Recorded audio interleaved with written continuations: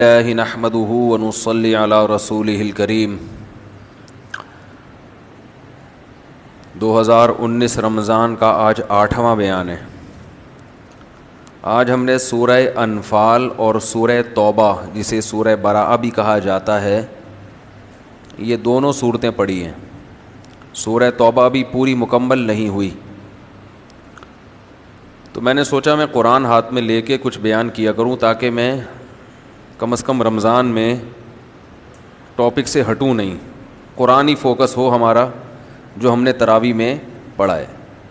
کیونکہ میں قرآن بند کر کے رکھتا ہوں تو پھر میں دائیں بائیں نکل جاتا ہوں، موضوعات تو بہت ہیں، تو وہ ہم تو ابھی فوکس کریں گے قرآن کو زیادہ، جو ہم پڑھ رہے ہیں تراویح میں صرف اتنے حصے کو، تاکہ ہمیں یہ بھی تو پتہ چلے نا کہ اللہ کیا کہتے ہیں ہم سے، ٹھیک ہے۔ تو سورہ انفال اور سورہ توبہ یہ دونوں آیتوں میں جہاد بھرا ہوا ہے، جہاد۔ یہ اس لیے عرض کر رہا ہوں کہ اسلام کا ایک دوسرا رخ یہ بھی ہے، اخلاق بھی ہیں ساتھ ساتھ تلوار بھی ہے۔ وہ کہتے ہیں نا کہ گھی اگر سیدھے طریقے سے نہ نکلے تو ٹیڑھی انگلی سے نکالو، ٹھیک ہے، کیونکہ اسلام دین فطرت ہے۔ فطرت اللہ التی فطر الناس علیہا، جس فطرت پہ اللہ نے انسانوں کو پیدا کیا، اس فطرت سے ہٹ کر، گراؤنڈ ریئلٹی سے ہٹ کر اسلام بات نہیں کرتا۔ تو دنیا میں ہمیشہ سے دو طرح کے لوگ رہے ہیں، ایک وہ ہوتے ہیں جو بات سنتے ہیں سمجھتے ہیں، اور دوسرے وہ ہیں جو نیوٹرل رہتے ہیں، لکم دینکم ولی دین، وہ کہتے ہیں تمہارے لیے تمہارا، ہمارے لیے ہمارا۔ ان کو اسلام دعوت دیتا ہے آ جاؤ، نہیں آتے تو تمہاری مرضی ہے بھائی، آخرت میں جواب دے دینا اللہ کو، جہنم کی آگ ہے۔ لیکن کچھ ایسے ہوتے ہیں جو نہ خود چین سے بیٹھتے ہیں اور نہ دوسروں کو چین سے بیٹھنے دیتے، وہ اخلاق سے نہیں مانتے۔ تو اگر اسلام میں صرف اخلاق ہی اخلاق ہوتے، اخلاق تو ہیں لیکن صرف اخلاق نہیں ہیں، صرف اخلاق ہی اخلاق ہوتے اور صرف یہی ہوتا کہ بس محبت محبت محبت، تو یہ جو شر پسند لوگ ہیں نا یہ کھا جاتے ہمیں۔ اب مجھے ایک بات بتاؤ، یہ جو دو جہاز آئے، ٹھیک ہے نا، اور ان کے پائلٹ کو ہم نے کافی پلا کے واپس بھیجا، اگر ہم ان جہازوں پہ میزائل نہ مارتے ہمارے فوجی، اور ہم کہتے چونکہ اسلام میں اخلاق ہیں، بم تو ہے ہی نہیں اسلام میں، اسلام تو کہتا ہے اخلاق سے اپنی بات پھیلاؤ، تو یہ دو جہاز کے بجائے پھر مزید 10-20 اور آتے کہ نہیں آتے؟ اور پھر ہر دوسرے تیسرے دن کوئی نہ کوئی بم ہم پہ، بولو نا بھائی، گر رہا ہوتا، کوئی بم برس رہا ہوتا۔ آپ خود ہی بول لیا کریں تاکہ مجھے یہ نہ بولنا پڑے کہ بولو نا بھائی، میں خود اس سے اب جان چھڑا رہا ہوں، یہ بہت زیادہ زبان پہ آ گیا، بولو نا بھائی بولو نا بھائی، تو خود ہی بول لیا کریں۔ لوگ سمجھتے ہیں کہ پبلک سامنے بیٹھی ہوئی نہیں ہے، حالانکہ پبلک بیٹھی ہوئی ہے، ہم یہ کیمرہ گھمائیں گے تو دوبارہ 1 گھنٹہ لگے گا اس کو سیٹ کرنے میں ہمارے پاس ایک ہی کیمرہ ہے، تو کوشش کریں گے دوسرا بھی لگا دیں تاکہ کبھی کبھی پبلک بھی دکھا دیا کریں۔ ہانگ کانگ میں میرا بیان تھا، لوگ بیٹھے ہوئے تھے، سوری ادھر تنزانیہ میں، کسی کے نیچے کمنٹس ہے سامنے کوئی بھی بیٹھا ہوا نہیں ہے، اور کہتا ہے میں خود تنزانیہ میں رہتا ہوں، یہاں اردو اسپیکنگ اتنے ہیں ہی نہیں، 2-4 آدمی، حالانکہ وہ زیادہ لوگ، کافی لوگ بیٹھے ہوئے تھے، تو اس لیے مجھے خیال آیا کہ کبھی کبھار دکھا دینا چاہیے پبلک کو، تو یہ نوٹ کر لیں، نوٹ کر رہے ہیں وہ۔ تو لاتوں کے بھوت جو ہے وہ ہاتھوں سے نہیں مانتے۔ ہمارے نبی صلی اللہ علیہ وسلم نے مکہ مکرمہ میں 13 سال بہت محبت سے دعوت دی، کسی کو نہیں چھیڑا آپ نے، محبت سے، بھائی یہ بت ہیں ان کو چھوڑ دو، یہ بت پرستی سے توبہ کر لو، یہ تمہارا کچھ بھی نہیں بنا سکتے، میں اللہ کا پیغمبر ہوں تو میں اللہ کے دین کی طرف دعوت دیتا ہوں۔ تو مشرکین یہ کرتے بھائی ٹھیک ہے، جو آپ کی دعوت، براڈ مائنڈڈ بنتے ہیں نا یہ لوگ بہت زیادہ آج کل دنیا دار، تو یہ ان کے جو براڈ مائنڈڈ ذہن ہے نا یہ صرف غیر مسلموں کے لیے ہے، اسلام کے لیے نہیں ہے۔ اس پر تو اشکال کیا جاتا ہے کہ اگر کوئی مسلمان کافر ہو جائے تو مسلمان اسے ہونے نہیں دیتے، تو جو غیر مسلم مسلمان ہوتا ہے اسے کون سا ہونے دیتے ہیں؟ ابھی کل ایک شخص آئے نا یہاں بیٹھے ہوئے ہیں, وہ بوہری سے مسلمان ہوئے, کہتے تھے آپ کا بیان سنتا تھا, اللہ نے توفیق دی, الحمدللہ مسلمان ہو گئے. تو کہہ رہے میں نے کافی عرصے سے اپنے اسلام کو گھر میں چھپایا ہوا ہے. کل آئے تھے, ملاقات کی تھی, لوگوں نے بھی دیکھا ہوگا. تو کہہ رہے میں چھپ کے روزے رکھ رہا ہوں, چھپ کے نمازیں پڑھتا ہوں. حالانکہ جوان آدمی, تو بھائی براڈ مائنڈیڈ بنتے ہو تو جس نے کو اسلام سمجھ میں آ رہا ہے اس کو اسلام فالو کرنے دو. وہ کوئی آپ کو تھوڑی گن پوائنٹ پہ کہہ رہے کہ آپ بھی مسلمان ہو جاؤ. وہ کہہ رہے ابا اماں سے, بہن بھائیوں سے, ٹھیک ہے تم نہیں مانتے تو نہ مانو, مجھے اس طریقے پہ چلنے دو, لیکن اس کو چلنے بولو بھائی نہیں دیں گے. ہندو اسلام قبول کرتا ہے, نہیں کرنے دیتے اس کو. تو خود تو اپنے غلط نظریات زبردستی تھوپے ہوئے ہیں, اور اسلام اگر حق کی بات کے دفاع کے لیے تلوار کی بات کرتا ہے, مجبوری میں ایک تلوار کی بات کرتا ہے, اسلام میں پہلے تو دعوت ہے, شرافت سے کرو بھائی, تو اس میں اگر تلوار کی بات کرتا ہے تو اس کو لوگ کیا کہتے ہیں کہ یہ مسلمان کس سے اسلام پھیلا رہے ہیں؟ تلوار سے. حالانکہ وہ آخری درجہ ہے. پہل کس نے کی تھی؟ انڈیا نے 2 جہاز بھیجے تھے نا. تو محبت ہم نے تو پھر بھی چائے پلا کے واپس کیا اس کو. تو ہمیشہ آپ دیکھ لو مسلمانوں کی تاریخ ہے کہ مسلمان اچھا سلوک کرتے ہیں. اگر کسی نے غلط کیا ہے تو وہ اسلام کی وجہ سے نہیں کیا, پھر وہ اس کا اپنا ذاتی مسئلہ ہے. تو یہاں بھی یہی ہے کہ سورہ انفال اور سورہ براءہ میں اللہ نے بتایا کہ محمد صلی اللہ علیہ وسلم نے 13 سال مکہ میں برداشت. حضرت بلال حبشی ایمان لاتے ہیں, ان کو گرم ریت پہ لٹایا جا رہا ہے, سینے پہ پتھر رکھے جا رہے ہیں. ہمارے نبی صلی اللہ علیہ وسلم سجدے میں جاتے ہیں تو اوجھڑی لا کے رکھ دی جاتی ہے. کتنا برداشت, اپنے ساتھیوں کی شہادتیں دیکھ رہے ہیں. خباب ابن ارت رضی اللہ تعالی عنہ نبی کے پاس آئے, عرض کیا یا رسول اللہ الا تستنصر لنا, اللہ سے مدد کیوں طلب نہیں کرتے؟ نبی صلی اللہ علیہ وسلم بیت اللہ کے غلاف سے تکیہ لگا کے لیٹے ہوئے تھے بیت اللہ کی چھاؤں میں. خباب ابن ارت آئے, یا رسول اللہ آپ اللہ سے مدد کیوں نہیں طلب کرتے؟ تنگ آ گئے نا پریشانی سے. ان کا جو مالک تھا ان کو گرم کوئلوں پہ لٹاتا تھا, گرم کوئلوں پہ. تصور تو کرو کیسی آزمائش. اور آج ہم ذرا سی آزمائش برداشت نہیں کرتے دین کے لیے. ہم چاہتے ہیں دین پہ چلیں گے جب بیوی بھی خوش رہے, ابا بھی خوش رہے, اماں بھی خوش رہے, بچے بھی خوش رہے, اور تنخواہ بھی پوری ملتی رہے, اور محلے میں عزت بھی ہوتی رہے. پھر اگر تھوڑا بہت دین فالو کر سکتے ہیں تو ٹھیک ہے. جہاں تھوڑی سی آزمائش آئے تو دین گیا, بولو وہ خود ہی ختم ہو جاتا ہے سارا دن. تو خباب ابن ارت آئے, یا رسول اللہ کیا حال ہو گیا تھا کمر کا. حضرت عمر نے جب آپ کی کمر دیکھی نا اپنے دور خلافت میں, حضرت عمر بڑا خیال کرتے تھے کہ جن لوگوں نے اسلام کے شروع میں قربانیاں دی ہیں نا ان کو بہت عزت دیتے تھے حضرت عمر, اور ان کا وظیفہ بیت المال سے زیادہ باندھا تھا. فرق یہ کیا تھا جو پہلے ایمان لایا اس کا وظیفہ زیادہ. حالانکہ بعض عرب سردار تھے, بڑے بڑے لوگ تھے, نہیں کہا کہ تم بعد میں ایمان لائے ہو تو جو پہلے لائے ہیں ان کو زیادہ.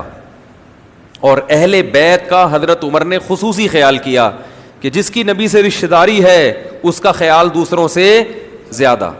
تو آج اہل بیت کے عاشقین سب سے زیادہ برا کس کو کہتے ہیں؟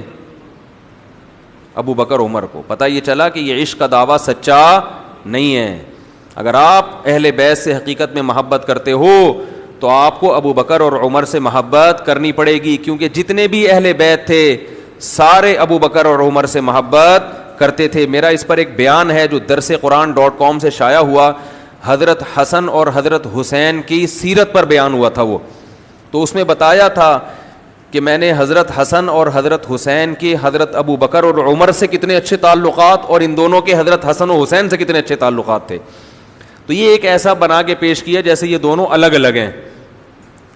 تو حضرت عمر اہل بیت کا خیال کرتے, اور خباب ابن ارت کی جب کمر دیکھی انہوں نے فرمایا اللہ کی قسم ایسی کمر میں نے کسی کے نہیں دیکھی. بعض صحابہ ایسے تھے جنہوں نے میدان جہاد میں اتنے زخم کھائے ہیں کہ ان کی کمر میں کھڈے پڑے ہوئے تھے. عروہ بن عبداللہ ابن زبیر, حضرت زبیر ابن عوام نبی کے پھوپھیزاد بھائی, نبی کے پھوپھیزاد بھائی اور عشرہ مبشرہ میں سے جن کو جنت میں دنیا میں جنت کی بشارت تھی. یہ جو تھے, اب ظاہر ہے جنگیں لڑی ہیں مسلمانوں نے, تو ان کی اتنی جنگیں لڑی ہیں, اتنے زخم لگے ہیں ان کے تلوار میں, ان کی کمر میں.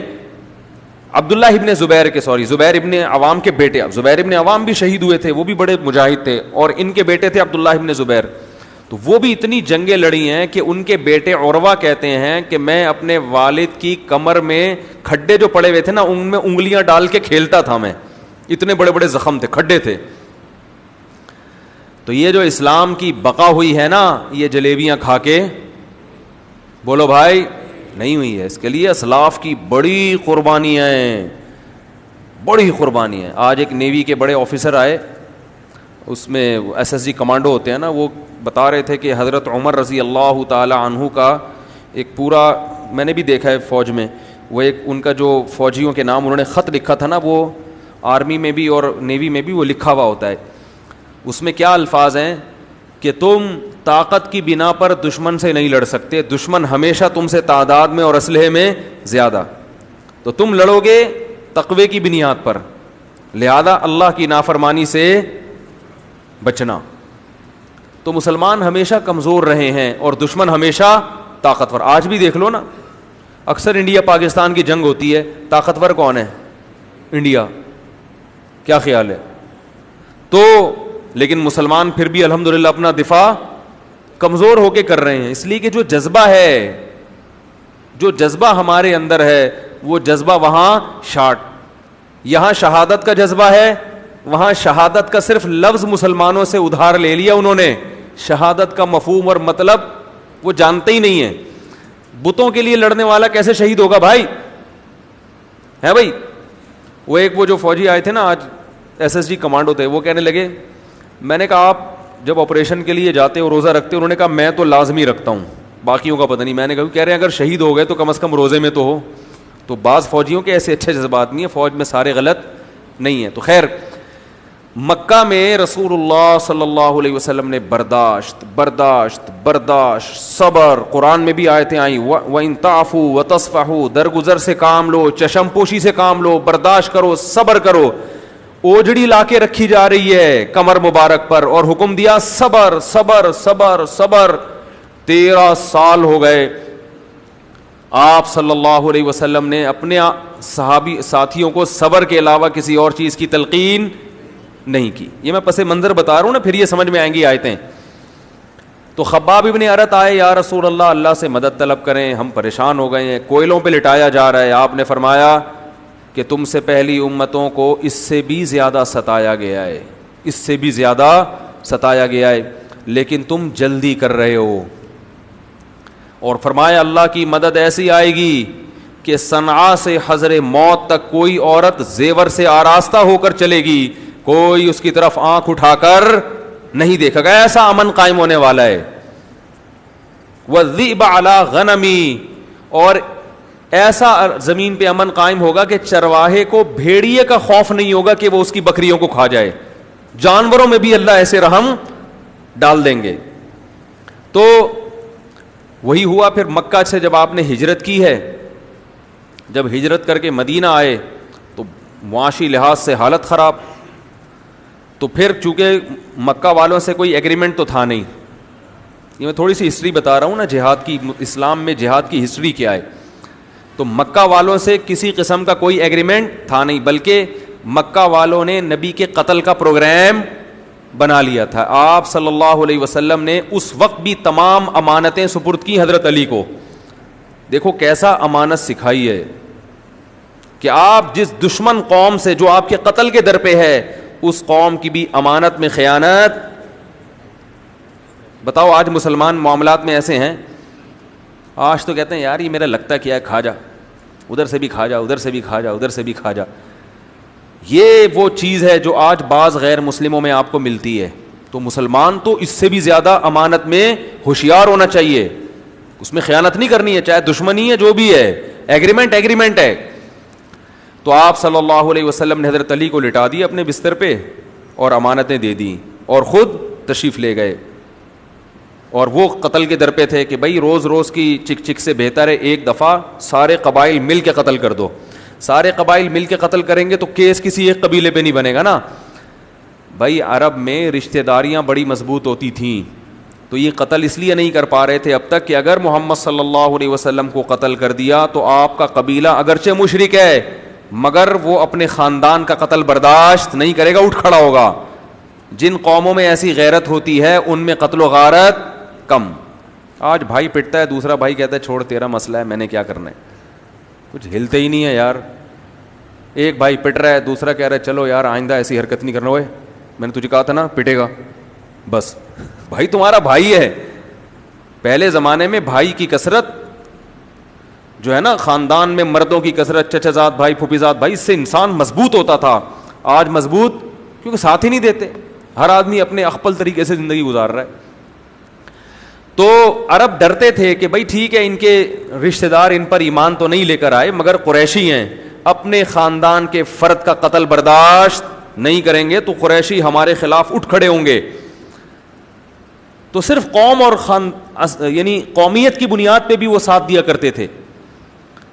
تو اب سوچا انہوں نے کہ ساری قومیں, ہر قبیلہ مل کے جب قتل کرے گا تو کس کس سے لڑیں گے بھائی. تو سب نے مل کے معاہدہ کیا اور نبی صلی اللہ علیہ وسلم کے قتل کا پروگرام بنایا.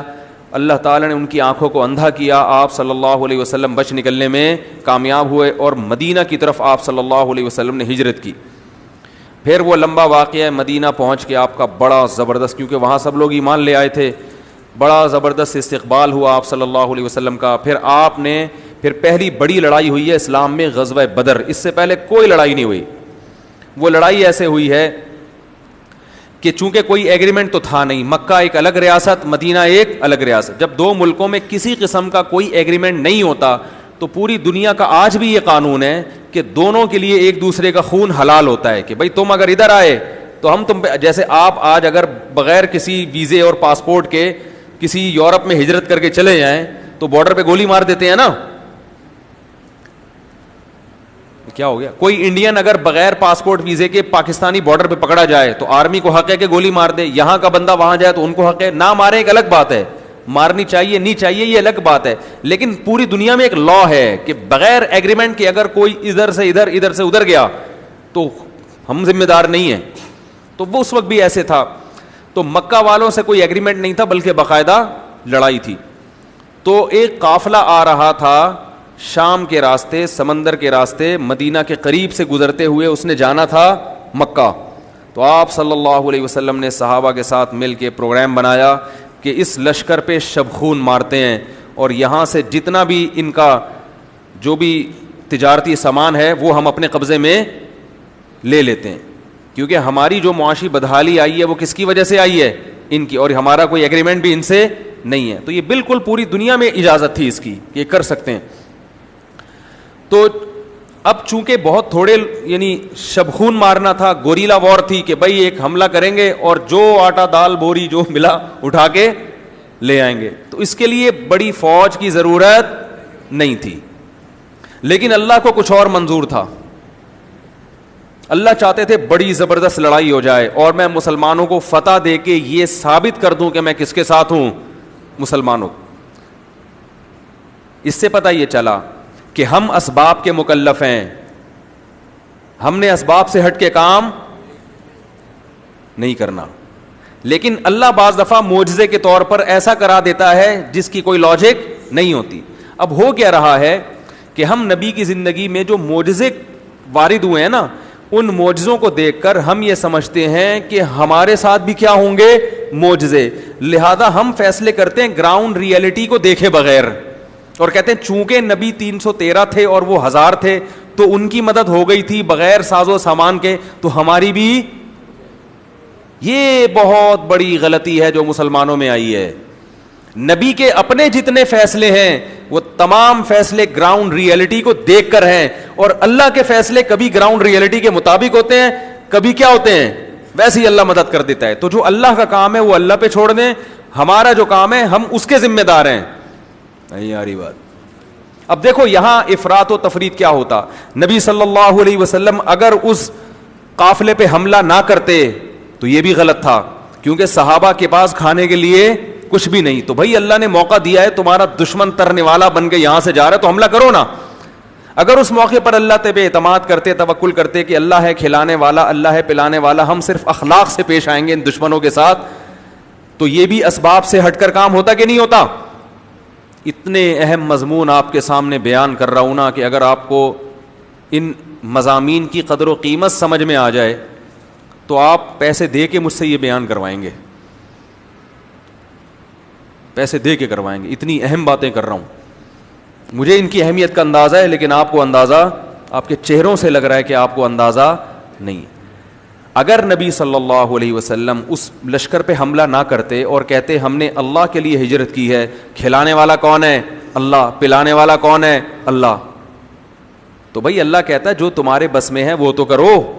تمہارے بس میں فی الحال یہ ہے کہ تمہارے دشمن کا قافلہ جا رہا ہے جس سے تمہارا کوئی ایگریمنٹ نہیں ہے, تم لے لو اس سے بھائی, کیا خیال ہے, جنگ کرو اور وہ سامان اس سے چھین لو.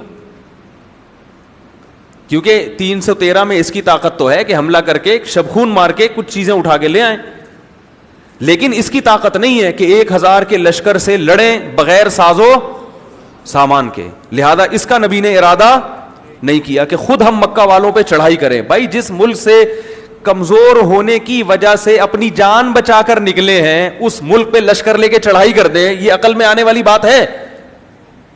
یہ میں اس لیے کہہ رہا ہوں کہ آج لوگ کہتے ہیں پاکستان امریکہ پہ حملہ کیوں نہیں کر دیتا, پاکستان بھارت میں گھس کیوں نہیں جاتا, ٹھیک ہے نا, یہ کیسے بزدل لوگ ہیں, یہ ادھر اسرائیل پہ ڈرام سے حملہ کیوں نہیں کر دیتے. او بھائی پہلے یہ دیکھو کہ تمہارے پاس ہے کیا, کتنی افرادی قوت ہے. تم حملہ کرنے کے بعد وہ بسوں کے پیچھے لکھا ہوتا ہے تپڑ ہے تو پاس کر ورنہ برداشت کر. تو باتیں کرنا آسان ہوتا ہے, ہر چیز گراؤنڈ ریئلٹی کو سامنے رکھ کر فیصلہ کیا جاتا ہے, اس کے بعد ہوگا کیا. تو جذباتی لوگ اور کچھ ایسے ہیں جو بالکل جن کی فائر پن نکلی ہوئی ہے, وہ کہتے ہیں لڑو ہی نہیں, وہ کہتے ہیں یہ بم بھی کیوں بنایا ہے, یہ تو توبہ توبہ چھی ایٹم بم, اس سے تو بڑا نقصان ہوتا ہے, اور وہ جہاد کو سرے سے مانتے ہی نہیں ہے. تو یہ دونوں فریق کیا ہیں, غلط ہیں. جب کلاشن کوف کی فائر پن نکل جاتی ہے نا, پھر اس میں اور پانی کی گن میں کوئی فرق نہیں رہتا. تو بعض لوگوں کی فائر پن نکل جاتی ہے, وہ کہتے ہیں اسلام میں جہاد نہیں, بس اخلاق, میٹھا پن, جو آئے مکہ مارے تم بھی ایک کھا لو دوسرا بھی آگے کر دو, اس طرح کے ان کا دماغ بنا ہوا ہے. وہ کہتے ہیں یہ کیا ٹریننگ, یہ کیا جہاز وہاز کلا بازیاں, یہ کیا بم بم غوری, یہ کیا ہوتا ہے یار, یہ کیا ہے دعا. ایسے لوگ ہمیں ملتے ہیں, کہہ رہے اصل تو مدد آتی ہے اللہ کی طرف سے, آسمان سے آتی ہے اور اعمال پہ آتی ہے. بس تہجد پڑھو, اللہ سے دعائیں مانگو, ڈیفینس آسمان سے اترے گی تمہاری اور اللہ تمہاری خود بخود مدد کرے گا. بس سب کچھ دعاؤں میں رکھا ہے اللہ نے دعاؤں میں رکھا ہے سب کچھ. لیکن جب آپ اپنی ذمہ داری پوری کریں, آپ کو سمرینیں بنانی پڑیں گی, دشمن کے مقابلے میں سب کچھ تیار رکھنا پڑے گا. آج ہم تو ساری آیتیں یہی پڑھی ہیں, اعدوا لهم ما استطعتم من قوة. اللہ فرماتے ہیں جتنی قوت تیار کر سکتے ہو کرو, ومن رباط الخیل, گھوڑے بھی باندھو. کیوں ترہبون به عدو اللہ وعدوکم, فرمایا جنگ نہ بھی ہو تو یہ کام تیار کر کے رکھو تاکہ اپنے اور اللہ کے دشمنوں کو ڈرانے کا کام تو کرتے رہو کم از کم. تبلیغی جماعتیں بھی جائیں, محبت سے پاؤں دبائیں اور میٹھی میٹھی باتیں کریں اور سب سمجھائیں, دیکھو بھائی دین ہمارے اندر آ جائے, پوری دنیا کے اندر آ جائے. اور بھائی تم کہاں سے آئے ہو, جی پاکستان سے آئے ہیں. اچھا پاکستانی اتنے میٹھے ہوتے ہیں, ہاں بہت میٹھے ہوتے ہیں. اچھا ذرا بم مار کے دیکھتے ہیں. بھائی ہمارے کان, ان کے کان میں کہہ دو ہمارے پاس ایٹم بم بھی ہے.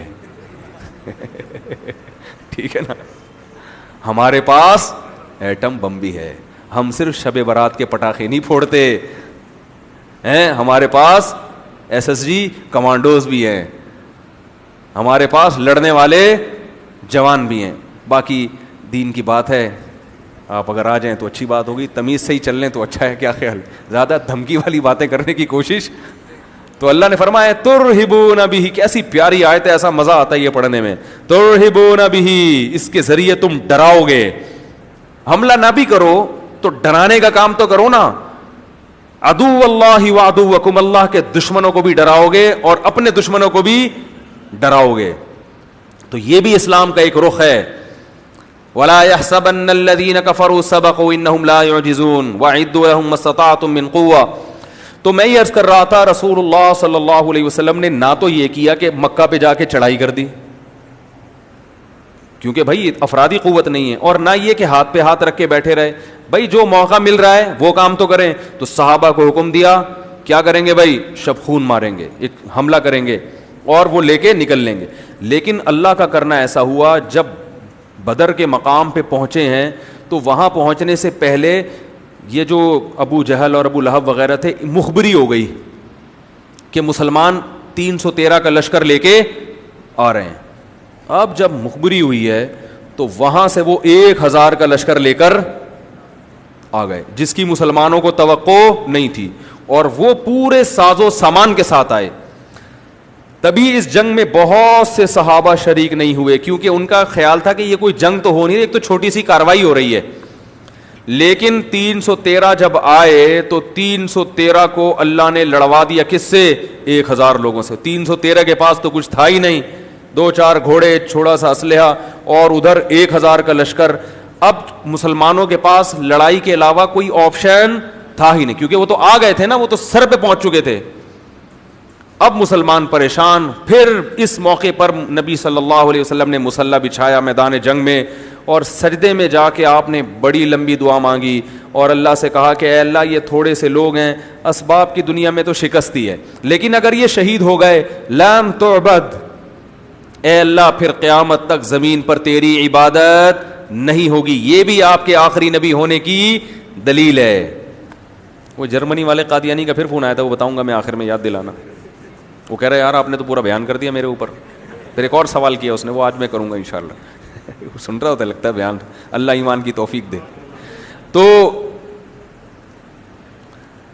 تو کیا کہہ رہا تھا یار میں, کہاں سے کہاں, اے اللہ قیامت تک تیری عبادت نہیں, کیونکہ نبی کو پتا تھا میں آخری نبی ہوں اور یہ آخری صحابہ ہیں, اس کے بعد نہ کوئی صحابی بنے گا اور نہ کوئی پیغمبر. اگر یہی میدان جنگ میں شہید ہو گئے تو اللہ میری تو 13-14 سال کی کمائی ہے, یہ 15 سال کی, یہ اگر قتل ہو گئے تو پھر تو قیامت تک تیری عبادت نہیں ہوگی. تو اللہ کو ان چیزوں کا واسطہ دے کے اللہ سے دعا مانگ رہے ہیں, اور بالآخر اللہ نے آسمان سے فرشتے نازل کیے, قرآن میں آتا ہے, اور لڑائی ہوئی ہے, اور اللہ نے ان 313 کو 1000 پر غلبہ.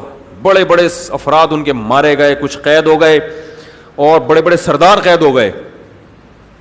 تو ان میں آپ صلی اللہ علیہ وسلم کے رشتہ دار, آپ کے چچا زاد, بڑے بڑے عرب. وہ زیادہ ڈیٹیل میں جاؤں گا تو پھر بات لمبی ہو جائے گی, یہ سورت کا خلاصہ رہ جائے گا. پہلی جنگ ہوئی ہے اسلام میں, اس میں پہل کس نے کی, مشرکین مکہ نے, باقاعدہ جنگ بنا دیا اس کو. جب فتح ہوئی ہے تو بہت سے صحابہ جو اس جنگ میں, کیونکہ ان کے لوگوں کی اللہ نے بڑی فضیلت بیان کی قرآن میں, اور آپ صلی اللہ علیہ وسلم نے ارشاد فرمایا کہ جو بدر میں لوگ تھے ان کے اللہ نے اگلے پچھلے سب گناہوں کو معاف کر دیا, لیکن پھر بھی وہ گناہوں سے بچتے تھے. تو اس کے بعد پھر غزوہ احد, پھر کچھ دن بیٹھے ہیں تو ادھر سے پھر کیا شروع, وہ تو مشرکین مکہ گئے, انہوں نے بولا یہ تو بھائی ہمارا بڑا نقصان ہو گیا, یہ کمزور ہو کے ہم پر غالب آ گئے تو اس کا ہم بدلہ لیں گے.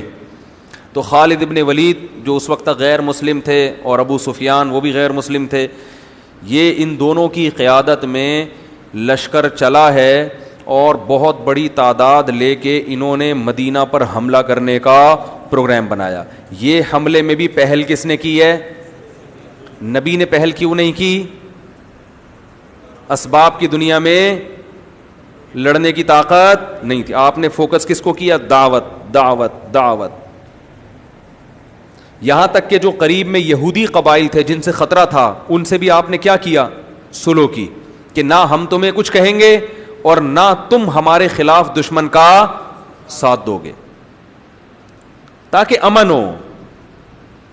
اسلام میں لڑائی کی تمنا نہیں ہے. نبی نے فرمایا لا تتمنوا لقاء العدو, دشمن سے ملاقات کی تمنا مت کرو. فَإِذَا لَقِيتُمْ, لیکن اگر ملاقات ہو جائے, فَاصْبِرُوا, تو صبر سے کام لو. وَاعْلَمُوا أَنَّ الْجَنَّةَ تَحْتَ ظِلَالِ السُّيُوفِ, اس لیے کہ جنت اللہ نے تلواروں کے سائے میں رکھی ہے. تو پھر کیا ہوا, پھر غزوہ احد ہوئی. اس میں مشورہ ہوا, بڑی لمبی وہ اس کی وہ تاریخ ہے, مختصر بتا رہا ہوں.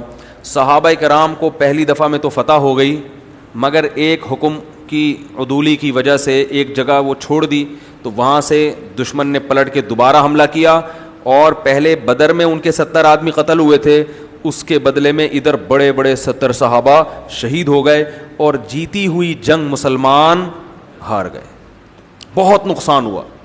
لیکن مشرکین جو چاہتے تھے نا, جو ہدف تھا, وہ ہدف بھی پورا نہیں ہوا, کیونکہ یہ شکست کھانے کے باوجود پھر انہوں نے ہمت کی اور دوبارہ لڑائی کے لیے تیار. تو جب خالد ابن ولید کو پتا چلا کہ دوبارہ جنگ کے لیے تیار ہو گئے ہیں, تو وہ لوگ ان کے حوصلے کو دیکھ کر ڈر گئے کہ یار یہ تو اتنا کچھ ہو کے بھی لڑنے والے ہیں. تو پھر وہ نکل لیے وہاں سے. انہوں نے کہا عافیت اسی میں ہے کہ بس جو جیت گئے نا, بدلہ لے لیا نا, بس پتلی گلی سے, پتلی گلی ہر دور میں رہی ہے, صحیح ہے نا, اور پتلی گلی رکھنی چاہیے, یاد رکھو. تو وہ پتلی گلی سے نکل لی. اب اس پر منافقین نے بڑا شور مچایا. جو جہاد اس لڑائی میں نہیں گئے تھے انہوں نے تو ویسی خوشیاں منائی غزوہ احد میں کہ دیکھو ہم تو پہلے ہی کہہ رہے تھے موت کو دعوت دے رہے ہو, اتنا بڑا لشکر آ رہا ہے اور یہ تھوڑے سے لوگ لڑنے جا رہے ہیں. وہ اسی وقت سے پروپیگنڈا کرنا شروع. اس کی وجہ سے بہت سے جو نیک ایمان والے لوگ ہیں وہ بھی پروپیگنڈے میں آ کے انہوں نے بھی ارادہ کیا کہ ہم بھی نہیں جاتے, کیونکہ جو پروپیگنڈا کرنے والے لوگ ہیں نا, کانا پھوسی کرنے والے, ہوئے تجھے پتہ ہے کیوں جا, خیریت تو ہے, ابے یہ مروانے والے لوگ ہیں. آپ نے دیکھا ہوگا جب بھی کوئی اچھی دعوت چلتی ہے نا, اس قسم کے شر پسند ہمیشہ ہوتے ہیں. تو وہ ایسی باتیں کرنے لگے, ابے یہ تو جنگ تھوڑی, لو نعلم قتالا, یہ جنگ ہوتی تو ہم اس میں جاتے, یہ جنگ تھوڑی ہے, تو خودکشی ہے. بھائی تھا بھی تو مدینہ کے اندر رہ کے ڈیفینس کر لیتے, باہر جا کے لڑنا, ہم کمزور ہیں, یہ تو خودکشی. ایسی ایسی باتیں کی کہ ایک صحابہ کی ایک جماعت جو مومن تھی ان کا بھی ارادہ ہو گیا کہ بھائی واپس چلو. لیکن پھر اللہ نے ان کے دلوں کو تھاما اور ان کو پھر اللہ نے جنگ میں جانے کی توفیق دی, جس کا قرآن میں اللہ نے ذکر کیا ہے کہ ان پر شیطان کو غالب نہیں آنے دی اللہ تعالیٰ نے. تو یہ منافقین خوشی سے بغلے بنانے لگے اور کہنے لگے دیکھو ہم تو کہہ رہے تھے نہیں جاؤ, اچھا ہم بھی بچ گئے, اور یہ لوگ جو گئے ہیں شہید ہو گئے اور نقصان ہو گیا, زخمی ہو گئے. تو اس پہ اللہ نے قرآن میں آیتیں نازل کی کہ وَلَا تَحْسَبَنَّ الَّذِينَ قُتِلُوا فِي سَبِيلِ اللَّهِ أَمْوَاتًا, یہ جو شہید ہو گئے ہیں نا یہ تم سے بہتر رہے ہیں, ٹھیک ہے نا. ان کو جو اللہ نے مقام اور درجات دیے ہیں, اور پھر اللہ نے کہا کہ تم اپنے آپ کو موت سے بچا کے دکھاؤ, مرو گے تم بھی. اور آج مر گئے کہ نہیں مر گئے, کتنے دن زندہ رہ لیے. اور اللہ نے فرمایا ایمان والو یہ نہ کہا کرو کہ اگر وہ نہ جاتا تو یوں ہو جاتا. اللہ موت دیتا ہے, اللہ زندگی دیتا ہے. اللہ کے راستے میں قتل ہو گئے تو یہ موت بستر کی موت سے 1000 گنا بہتر ہے. تو اور بڑے بڑے قلعوں میں بھی اگر چھپ جاؤ نا, تو جن کی مقدر میں موت ہے, موت ان کو لا کے پچھاڑے گی. تو اس لیے موت سے نہیں ڈرنا چاہیے, بستر پہ بھی موت آئے گی, اور میدان جنگ میں اللہ بچانے والا ہوگا تو وہاں بھی بچ جائے گا. تو اس لیے اللہ نے ڈرایا کہ مسلمان کو بتایا کہ مسلمان میدان جہاد میں موت کی وجہ سے پیچھے نہیں رہتا. یہ تو منافقین کا کام ہے. پھر کیا ہوا, پھر جناب واپس جب مسلمان شکست کھا کے آئے ہیں اور منافقین کی یہ اور الٹی سیدھی باتیں نبی برداشت کرتے رہے ہیں, یہاں بھی نبی نے یہ نہیں حکم دیا کہ جتنے منافقین ہیں لین میں کھڑا کر کے گولی سے اڑا دو سب کو. یہ ہمارے جذباتی دینداروں کے نا یہ جذبات ہوتے ہیں. ابے مارا سالے کہتے ہیں نا لوگ. ایک دفعہ کیا ہوا, وہ پرانی وقتوں کی بات ہے, وہ بابری مسجد جب شہید ہوئی تھی نا, تو ایک نوجوان بڑا اچھل رہا تھا, ابے ان کو چاہیے کہ چڑھا دیں فوج, ہیں کیا کریں. میں نے کہا بھائی بابری مسجد شہید ہونا تو بڑا غلط ہوا, اور حکومت کو احتجاج بھی کرنا چاہیے جو کہ حکومت نہیں کر رہی, لیکن فوج ایک دم چڑھا دیں. اور پھر میں نے کہا وہاں سے بھی جہاز آئیں گے, بم آئیں گے, تو سب سے پہلے کون بھاگے گا. میں نے کہا آپ بھاگو گے, کیونکہ اکثر جو جذباتی باتیں کرتے جو گرجتے ہیں وہ برستے. بولو بھائی فوج بھاگے نہ بھاگے, ہم بھاگے نہ بھاگے, مجھے نہیں پتا, لیکن میں نے کہا سب سے پہلے, کیونکہ ہمارا مشاہدہ ہے کہ جو زیادہ بولتے ہیں نا وہ وقت پر کیا ہو جاتے ہیں. تو یہ لفظ نکال دینا بھائی, لکھ لو. تو نبی صلی اللہ علیہ وسلم نے دوسری جو لڑائی ہوئی نا احد, اس میں بھی پہل کس نے کی, مشرکین نے کی. پھر غزوہ احزاب, غزوہ احزاب میں کیا ہوا کہ مشرکین نے کہا کہ چاروں طرف سے قبائل مل کے مدینہ پہ حملہ کریں. بہت ہو گیا مذاق بھائی, بدر میں اتنے مر گئے, ہم نے جا کے کیا. تو اب تو یہ بادشاہوں کو خطوط لکھ رہے ہیں. ادھر نبی صلی اللہ علیہ وسلم کیا کر رہے تھے؟ بادشاہوں کے نام خطوط. یہ بھائی یہ تو بادشاہوں کو خطوط لکھنا شروع کر دیے انہوں نے. تو اب تو بس ایسا کام ہو جائے کہ آر یا پار. تو احزاب, جس کا غزوہ احزاب میں تذکرہ ہے, بہت سارے لشکر, بہت سارے قبیلوں نے ارادہ کیا چاروں طرف سے مدینہ پہ ٹوٹ پڑیں گے. یہاں بھی نبی نے یہ نہیں کہا کہ کوئی بات نہیں, گھس جائیں گے ہم لوگ بھی. مدد کہاں سے آئے گی؟ آسمان سے. صحابہ کو دیا کوئی لگا لاؤ, بس مشورہ کیا. استخارہ بھی نہیں نکالا کہ بھئی استخارہ نکالتے ہیں جو آئے گا وہ. نہ بھائی, گراؤنڈ ریئلٹی کو دیکھ کر کیا کرو. استخارے میں کوئی اللہ کی طرف سے مشورہ نہیں آتا. اللہ اگر خود مشورہ دیتا تو پھر ہمیں یہ نہ کہتا کہ آپس کے کام مشورے سے کیا کرو. استخارے کا مطلب مشورہ ہے ہی نہیں, وہ دعا ہے, اللہ جو بہتر ہے مقدر کر دے. کرنا وہی ہے جو اپنی کھوپڑی میں آ رہا ہے, اور کھوپڑی میں لانے کے لیے مشورہ لینا ضرور. مشورے کے بغیر اگر کھوپڑی میں کچھ آ رہا تو غلط ہے, کیونکہ آپ نے اس کے ماہرین سے مشورہ لیا ہی نہیں, تو آپ درست فیصلے تک کیسے پہنچو گے بھائی؟ تو اس لیے مشورے کی اہمیت زیادہ ہے اسلام میں. تو نبی نے مشورہ لیا کہ اتنے سارے لوگ حملہ کر رہے ہیں, کیا کریں بھائی؟ ایسی جنگ تو ہم نے پہلے زندگی میں کبھی دیکھی ہے ہی نہیں. اور مشورہ کس سے لیا جاتا ہے؟ جو اس فیلڈ کا ماہر. تو آپ نے کہا بھائی کوئی ہے؟ سلمان فارسی, جو پرشین تھے, فارسی بان تھے.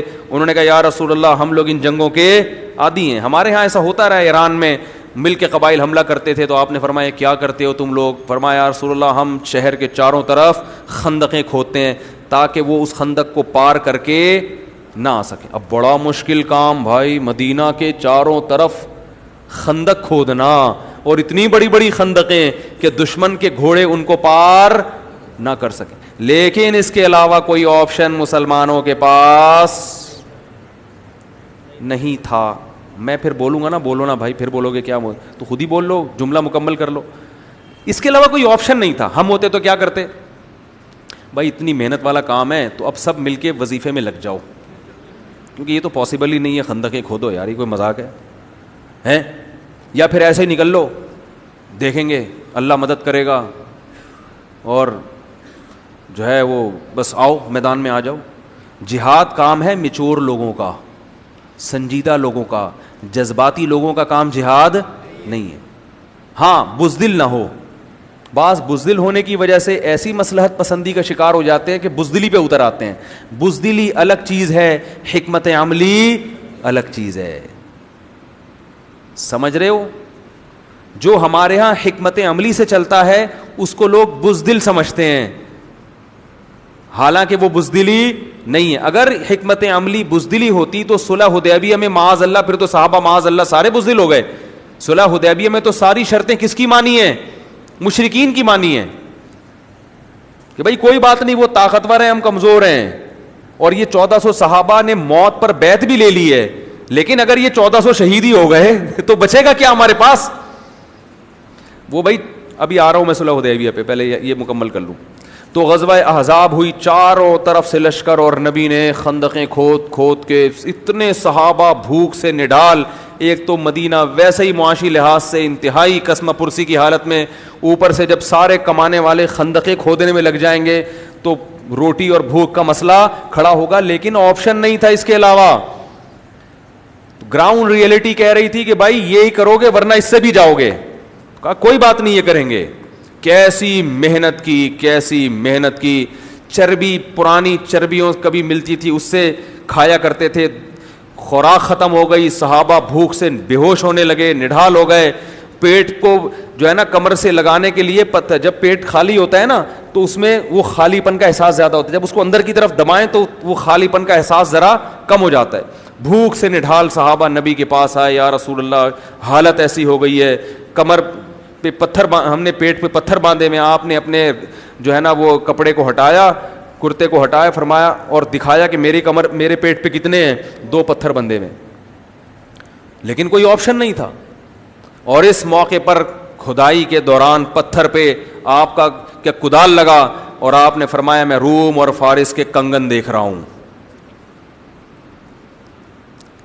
یعنی اللہ کی طرف سے ایسی مدد ہونے والی ہے کہ ابھی تو ہماری حالت یہ ہے.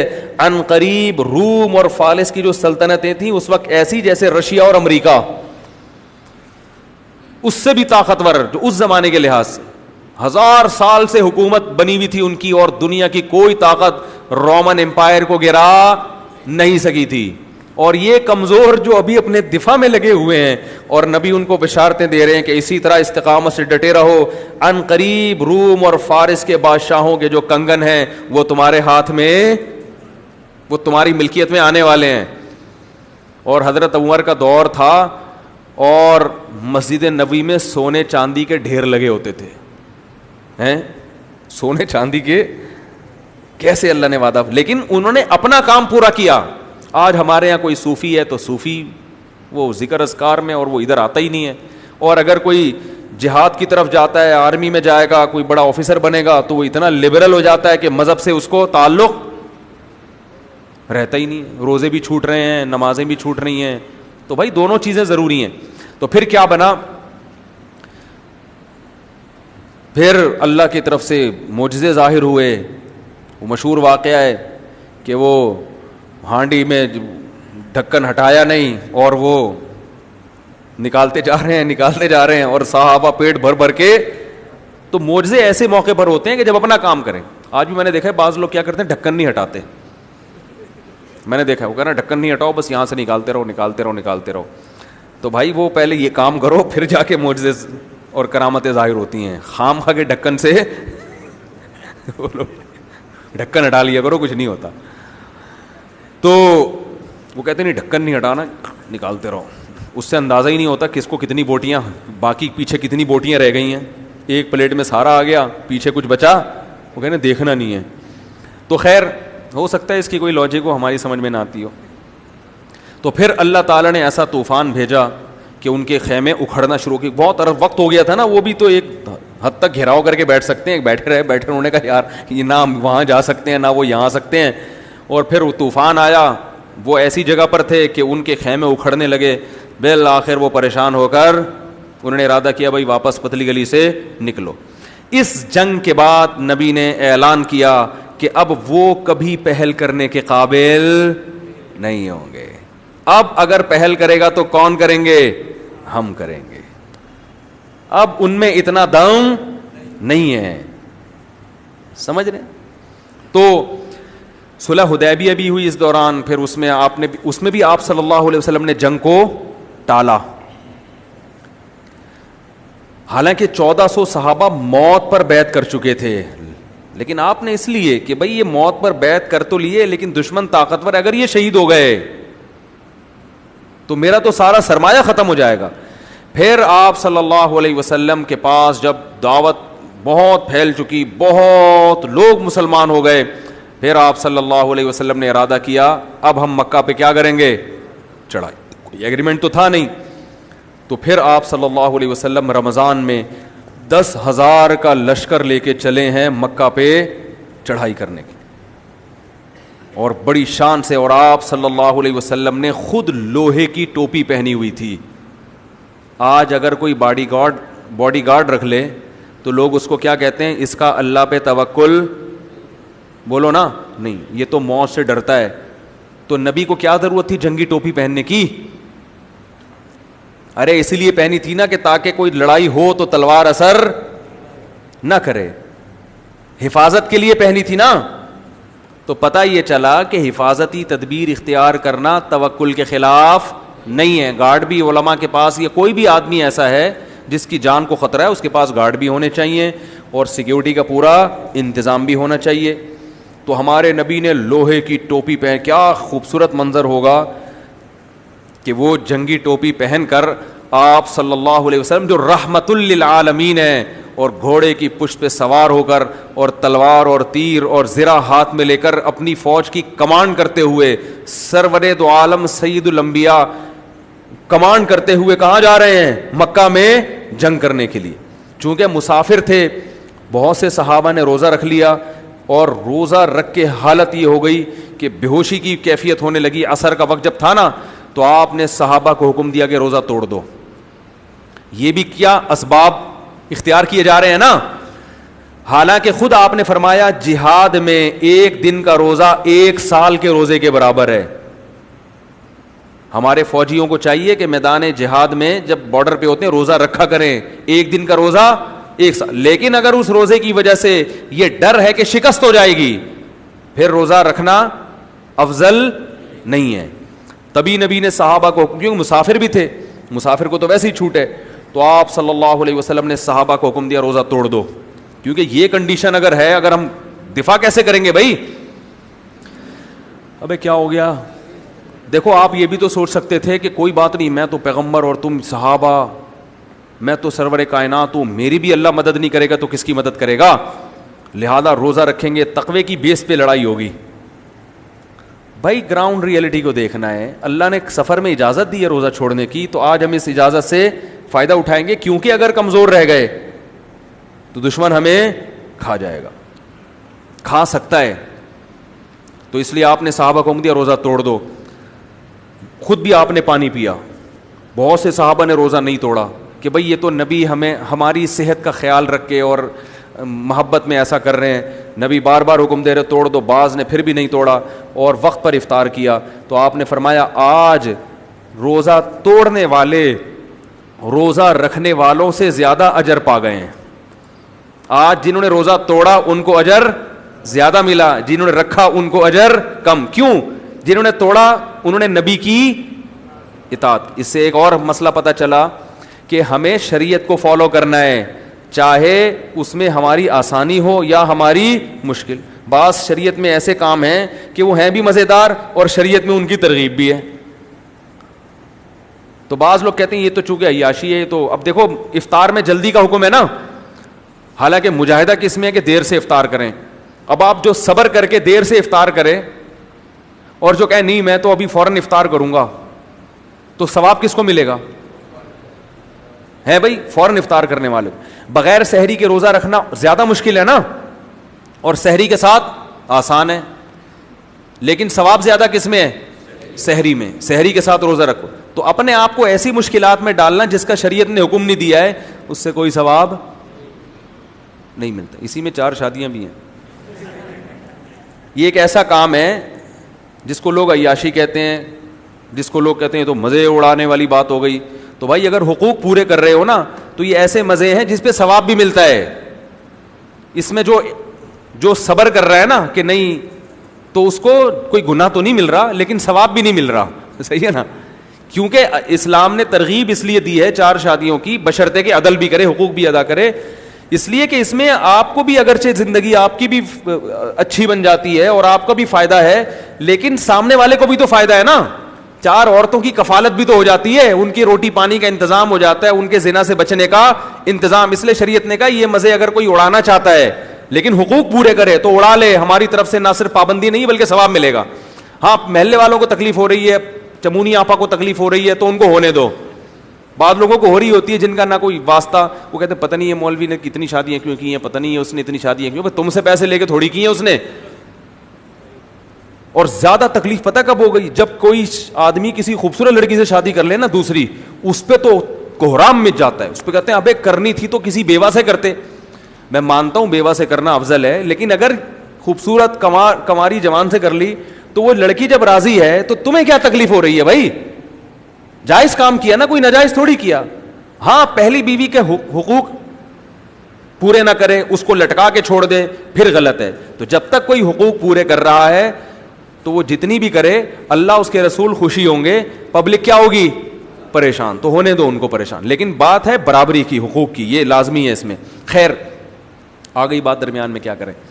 اصل میں میرے علاوہ کوئی اس موضوع پر بات ہی نہیں کرتا, تو سب کی باتیں مجھے ہی کرنی پڑتی ہیں. پھر جب 25-30 ایسے علماء پیدا ہو گئے جو ممبر پہ اس مسئلے کو خوب بیان کریں تو پھر میں چھوڑ دوں گا. لوگ مجھے کہتے ہیں ہر بیان میں گھما پھرا کے یہاں لے آتے ہو. میں کہتا ہوں دوسرے حضرات کسی بھی بیان میں گھما پھرا کے بھی نہیں لاتے یہاں پہ بات. کیا خیال ہے؟ جب وہ اتنا ڈھیٹ پنا دکھا رہے ہیں تو ہم بھی تھوڑا سا ڈھیٹ پن, ہمارا بھی تو حق بنتا ہے نا. بھائی آپ کوئی اس ٹاپک پر بولتا ہی نہیں ہے, سب ٹاپک پر بات ہوتی ہے, اس پر ہوتی ہی نہیں ہے. تو اس لیے ہم ہر تھوڑے دن بعد چینل گھما کے یہاں لاتے ہیں تاکہ دوسروں کی طرف سے بھی فرض کفایہ ہم ادا کریں. تو اس لیے مجبوری ہے, ٹھیک ہے. اور آپ اتنے ڈھیٹ کے ہلنے کا نام پھر بھی, مجھے آپ لوگ کو دیکھ کے ایک واقعہ یاد آتا ہے. ایک آدمی گنڈیریاں کھا رہا تھا اور کھا کے پیچھے پھینک رہا تھا, تو دوسرا اٹھا کے چبا رہا تھا. کافی دیر ہو گئی تو اس آدمی نے اس چوسنے والے کو کہا کہ کمبخت شرم نہیں آتی, کنجوس, میری چوسی ہوئی گنڈیریاں چوس رہا ہے. تو اس نے کہا کہ کنجوس تو ہے, ایک قطرہ بھی رس نہیں چھوڑ رہا اس کے اندر. کہہ رہے میں کھا رہا ہوں ایک قطرہ بھی نہیں آتا, 10 بھی گنڈیری کھا رہا ہوں مگر ایک قطرہ بھی, اصل کنجوس تو ہے. تو میں یہ کہتا ہوں, میں اگر اتنا ڈھیٹ ہوں کہ اس ٹاپک کو نہیں چھوڑتا, تو آپ بھی تو ڈھیٹ ہیں کہ ٹس سے مس ہونے کے لیے تیار. 10 سال سے یہ ممبر پہ سن رہے ہیں مگر ٹس سے مس ہونے کے لیے تیار نہیں. تو میں ڈھیٹ نہیں ہوں, ڈھیٹ کون ہے؟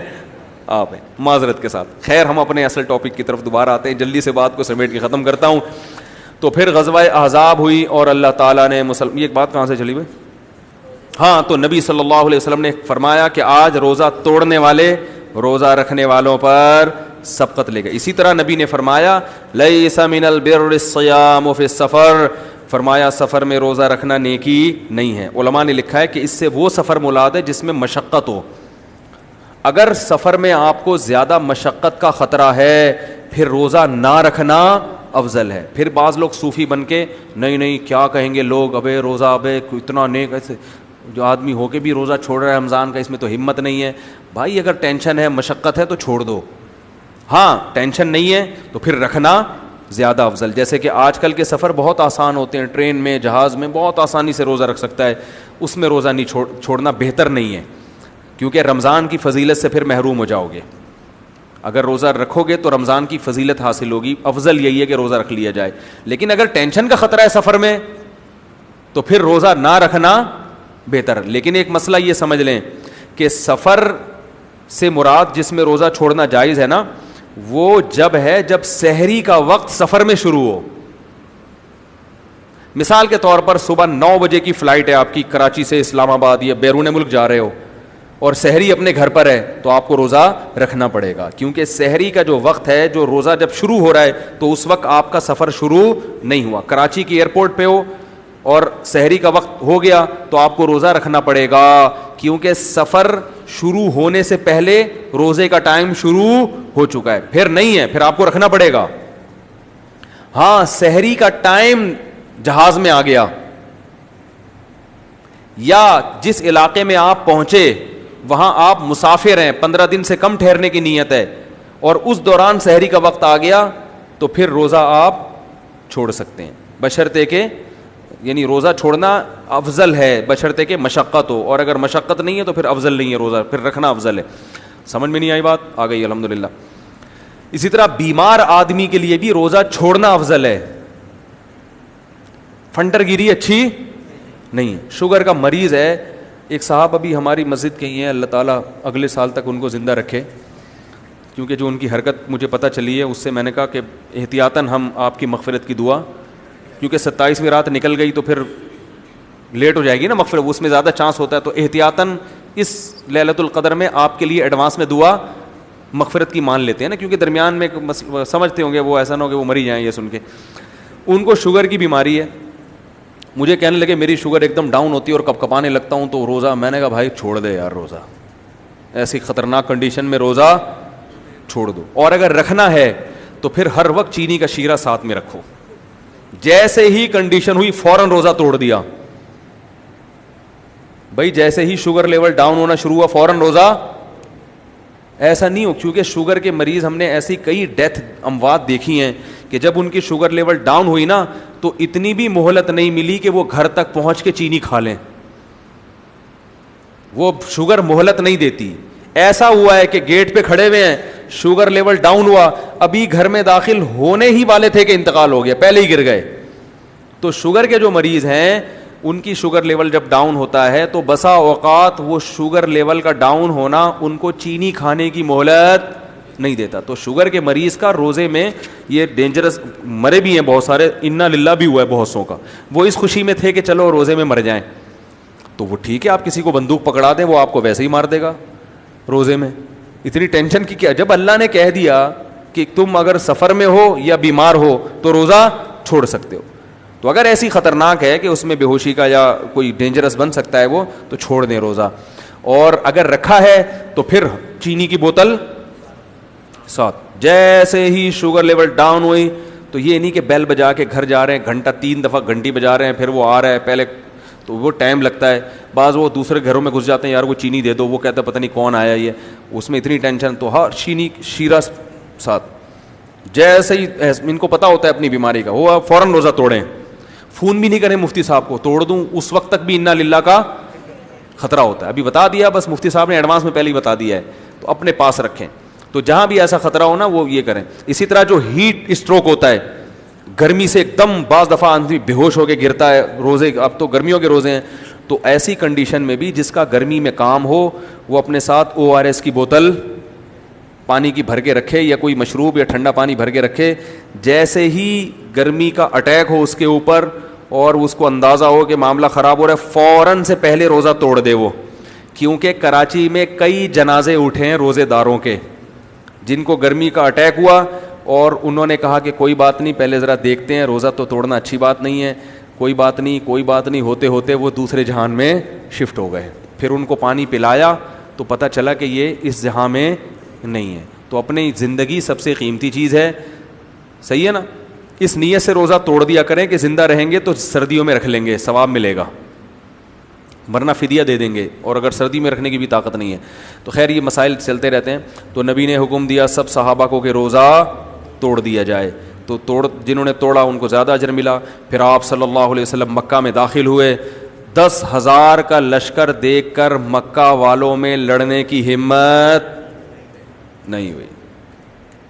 اب جب اتنا بڑا لشکر مکہ میں داخل ہوا تو مکہ والے ڈر گئے کہ اب تو ہماری خیر نہیں, اب تو کھوپڑیوں کے مینار بنیں گے, کیونکہ ہم نے ان کے ساتھ جو کچھ کیا ہے وہ ہمیں معلوم ہے. ایسے ظلم کیے تھے 13 سال مکہ میں. حضرت سمیہ رضی اللہ تعالی عنہ کی شرمگاہ پہ برچھا مارا تھا ایک بدبخت نے. حضرت بلال کو گرم ریتوں پہ لٹایا گیا اور خباب بن ارت کو آگ کے انگاروں پہ لٹایا گیا. کتنے صحابہ کو قتل کیا گیا, کیسے کیسے مظالم, اور اس کے بعد بھی کتنا تنگ کرتے رہے ہیں, اس کے بعد بھی کتنا تنگ کرتے رہے ہیں. صلح حدیبیہ کی, پھر خود ہی ایگریمنٹ بھی توڑ دیا. اتنا ظلم. تو پھر انہوں نے کہا کہ اب تو کھوپڑیوں کے کیا بنیں گے, مینار بنیں. لیکن آپ صلی اللہ علیہ وسلم نے جاتے ہی اعلان کیا کہ آج میں تم سے وہی کہوں گا, تم مجھ سے کیا توقع رکھتے ہو. تو انہوں نے کہا آپ بڑی تعریف کی, آپ بڑے اخلاق والے ہیں. تو آپ نے فرمایا آج میں تم سے وہی کہوں گا جو یوسف علیہ السلام نے اپنے بھائیوں سے کہا تھا. بھائیوں نے ظلم کیا تھا نا, کیونکہ یہ تو سارے آپ کے رشتہ دار تھے نا, قبائل کے لوگ تھے. تو یوسف علیہ السلام نے کہا تھا لا تثریب علیکم اليوم, تم پر کوئی حرج نہیں ہے. تو آپ نے فرمایا سب معاف ہے, انتم العتقاء, کوئی غلام بھی نہیں بنے گا, ورنہ تو جنگوں میں غلام بنا لیتے ہیں نا, سب معاف. اور ابو سفیان جو سردار تھے, کیونکہ سردار آدمی تلوار کی نوک سے نہیں جھکتا, عرب میں بڑی عجیب غیرت تھی. ابو سفیان نے کہا میں اگر مسلمان ہو گیا تو اس کا مطلب میں ڈر کے مسلمان ہوا ہوں نا. تو اس لیے آپ صلی اللہ علیہ وسلم نے ارادہ کیا کہ ابو سفیان کو عزت دی جائے. یہ وہ ہے نا کہ لوگ عزت دار لوگوں سے عزت والا معاملہ کرو, حدیث میں آتا ہے نا. میں کہتا ہوں سیرت کو انسان تمیز سے پڑھ لینا, ہر چیز ملتی ہے نبی کی سیرت میں. دنیا میں جینے کا سلیقہ آتا ہے کہ کیسے رہا جاتا ہے. تو چونکہ عزت دار آدمی تھا تو عزت دار آدمی کو کیا چاہیے, عزت. تو آپ نے فرمایا ابھی مسلمان نہیں ہے. تو ابو سفیان نے اسلام بھی قبول کیا اور آپ نے ان کو پروٹوکول کیا دیا, فرمایا جو ابو سفیان کے گھر میں گھس جائے گا اس کو میری طرف سے پناہ ہے, اس کا خون کیا ہو گیا, معاف. تو یہ پروٹوکول دے رہے ہیں کس کو, حضرت ابو سفیان. حضرت ابو سفیان بھی مسلمان ہوئے. آپ کے بیٹے عکرمہ وہ بھی بڑے لڑاکا تھے, مسلمانوں سے بڑی دشمنی تھی, وہ نکل لیے. انہوں نے کہا میں اب یہاں رہنے کے قابل نہیں ہوں, کیا فائدہ ایسی ذلت کی زندگی. وہ مکہ چھوڑ کر بحری جہاز کے راستے سے فرار ہو رہے تھے کہ طوفان آ گیا. طوفان آیا نا, چاروں طرف سے موت. تو انہوں نے اللہ سے دعا مانگی, اللہ اگر تو نے مجھے زندگی دے دی تو میں محمد صلی اللہ علیہ وسلم کے پاس جا کر اسلام قبول کر لوں گا. وہ طوفان تھم گیا, آپ واپس آئے, غیرت مند تھے نا سردار کے بیٹے, آ کے اسلام قبول کیا. اس پر اللہ نے قرآن کی آیتیں نازل کی, فَمِنْهُمْ مُقْتَصِدٌ, جب یہ سمندر میں ہوں اور طوفان گھیر لے تو یہ سب اللہ کو پکارتے ہیں, اس وقت اپنے بتوں کو بھول جاتے ہیں. تو حضرت اکرمہ بھی بھول گئے تھے بتوں کو, ٹھیک ہے نا, اللہ کو پکارا کہ اللہ تو ہمیں نجات دے دے تو ہم شکر گزار بنیں گے. اللہ فرماتے ہیں فَمِنْهُمْ مُقْتَصِدٌ, ان میں کچھ تو اپنے ایگریمنٹ پہ قائم رہتے ہیں اور اکثر لوگ ایگریمنٹ پہ قائم نہیں رہتے. بالکل ایسے جیسے وہ ایک آدمی نے لطیفہ سنایا کہ ایک آدمی جو ہے نا پانی میں ڈوب رہا تھا. لوگ منتیں مان لیتے ہیں نا, اللہ یہ کام ہو گیا تو یہ کریں گے, یہ کام ہو گیا تو یہ کریں گے. تو وہ ایک آدمی پانی میں دریا میں ڈوب رہا تھا. تو ڈوبتے ڈوبتے نا اب وہ اللہ سے دعائیں مانگ رہے, قبول نہیں ہو رہی. تو کسی نے کہا منت مان لے کہ غریبوں کو دیکھ کھلاؤں گا میں. تو وہ کنجوس آدمی کہاں منت مانتا ہے اتنے, اور آج کل منت بھی مانتے ہیں تو روزوں کی, نمازوں کی, صدقہ خیرات کی منتیں مارکیٹ سے شارٹ چل رہی ہیں. پہلے لوگ منتیں مانتے تھے صدقے کی کہ اللہ میرا مریض ٹھیک ہو گیا تو انہیں پیسے صدقہ کریں گے. اب لوگ کہتے ہیں پیسے تو بچا کے رکھو, نمازیں پڑھ لیں گے. تو پہلے زمانے میں منتیں پیسوں کی مانی جاتی تھی زیادہ تر. تو کسی نے کہا منت مان لے, ایک دیکھ غریب کو کھلاؤں گا. وہ مان نہیں رہا تھا. اس نے کہا جتنا بچا سکتے ہو پیسے بچاؤ, ہو سکتا ہے آخر میں طوفان تھم جائے. جب دیکھا کہ کوئی آپشن نہیں ہے بچنے کا تو اس نے کہا اے اللہ تو نے اگر مجھے اس دریا سے نکال لیا تو میں ایک دیگ صدقہ کروں گا. ایک لہر آئی اور یہ دریا سے باہر, جیسے ہی باہر آیا کہہ رہے کیڑی دیگ. دوسری لہر آئی واپس اندر, جیسے اندر گیا کہہ رہا بھائی میں پوچھ رہا تھا میٹھی کے کڑوی, بریانی کھلانی ہے زردہ کھلانا ہے, اللہ تو بات سمجھتا بھی نہیں ہے, سمجھتا ہی نہیں ہے میں کیا کہہ رہا ہوں. کیسا ایک دم بیان. وہ ایک اور چٹکلا سنا دیتا ہوں یار, پھر بس بیان ختم. ہمارے حضرت ایک واقعہ سناتے تھے کہ ایک آدمی اللہ سے بار بار دعا مانگتا تھا, اللہ جیسے لوگ تنگ آ جاتے ہیں نا زندگی سے, اس زندگی سے تو موت ہی بہتر ہے, ہوتا ہے نا ذرا ذرا سی پریشانیوں پر, اس زندگی سے تو موت ہی بہتر ہے. بار بار دعا مانگتا تھا اللہ موت دے دے, موت دے دے, ایسے غربت مہنگائی. ایک دن ایک آدمی کو مذاق سوجا نا, تو یہ درخت کے نیچے بیٹھ کے دعا مانگ رہے اللہ اس زندگی سے تو موت ہی بہتر ہے, موت دے دے. اوپر سے اس نے رسا پھینکا اور اس میں پھندا بنا ہوا ہے, وہ پھندا اس کے سامنے آ کے لٹک گیا اور یہ دعا مانگ رہے اللہ موت دے دے. تو جب پھندا سامنے دیکھا نا کہتے ہیں اللہ یہ کیا ہے. اوپر درخت سے اس بندے نے نا ڈرامہ کیا, اس نے کہا اے میرے بندے تو چونکہ بار بار موت کی دعا مانگ رہا تھا تو آج میں نے تیری دعا قبول کر لی ہے, تو اس میں اپنا سر داخل کر لے میں تجھے اٹھا لوں گا. تو کہتے ہیں اللہ یہاں تو کوئی کسی سے مذاق بھی نہیں کر سکتا. اے اللہ یہاں تو کوئی کسی سے, میں تو مذاق کر رہا تھا. تو حضرت اکرمہ رضی اللہ عنہ نے منت مانی کہ اللہ بچا لے گا تو اپنی اس منت پر قائم رہے. ایسے لیکن کچھ عرب کے سردار ایسے تھے جن کے بارے میں نبی نے حکم دیا کہ جہاں پاؤ ان کو قتل کر دو, ان کی بخشش نہیں ہے. تو یہ کیا ہے اسلام میں, وہ بھی ہے اور یہ والا پہلو بھی ہے. تو یہ بیلنس والی زندگی ہوتی ہے. میں یہ بعض خواتین کو نا میں دہشت گرد بناتا ہوں. مجھے جب فون کر کے اپنے شوہر کے بارے میں بتاتی نا ایسا کر رہا ہے, میں کہتا ہوں واقعی ایسا کر رہا ہے, جھوٹ تو نہیں بول رہی. کہہ رہی ہاں. میں نے کہا پھر گھر الٹ دو پورا, کیونکہ یہ بدتمیز آدمی اخلاق سے سدھرنے والا. میں آپ کو بتاؤں بعض اور بندوں کو نا بیوی بہت اچھی ملتی ہے با اخلاق, وہ اس کے اخلاق کا ناجائز فائدہ اٹھانا شروع کر دیتے ہیں, ناجائز اس کو دبانا شروع کر دیتے ہیں, ہر چیز میں تانے دے رہے ہیں. تو نتیجہ کیا نکلتا ہے, اصل تو اخلاق ہی ہے شریعت میں, جو کام اخلاق سے ہوتا ہے وہ بد اخلاقی سے نہیں ہوتا, لیکن پانچوں انگلیاں برابر نہیں ہوتی. تو بعض میاں ایسے خطرناک قسم کے ہوتے ہیں کہ وہ تمیز والے اس بات سمجھتے نہیں ہیں. تو پھر میں ان عورتوں کو شیر بناتا ہوں, میں ان کو بولتا ہوں کہ اس آدمی کو میں واقعہ نہیں سناؤں گا تاکہ کوئی ایسا نہ ہو اس طرح کی چیزیں پروموٹ نہ ہونا شروع ہو جائیں. تو پھر میں ان کو خود جلاد بناتا ہوں. میں کہتا ہوں اس آدمی سے جو ہے نا تمیز سے بات کرنا چھوڑ دو, یہ انسان کا بچہ بن جائے گا. تو وہ بنتے ہیں پھر انسان کے بچے. تو وہی ہے کہ کوشش تو کرو گھی سیدھی انگلی سے نکل آئے, نہیں نکل رہا ہو تو پھر انگلی تھوڑی سی گھمانی پڑ. تو یہ گھروں میں بھی ہے, بچہ تمیز سے محبت سے باز آ جائے ٹھیک ہے, نہیں آئے تو چمچ پلیٹ تو کرنا پڑے گا.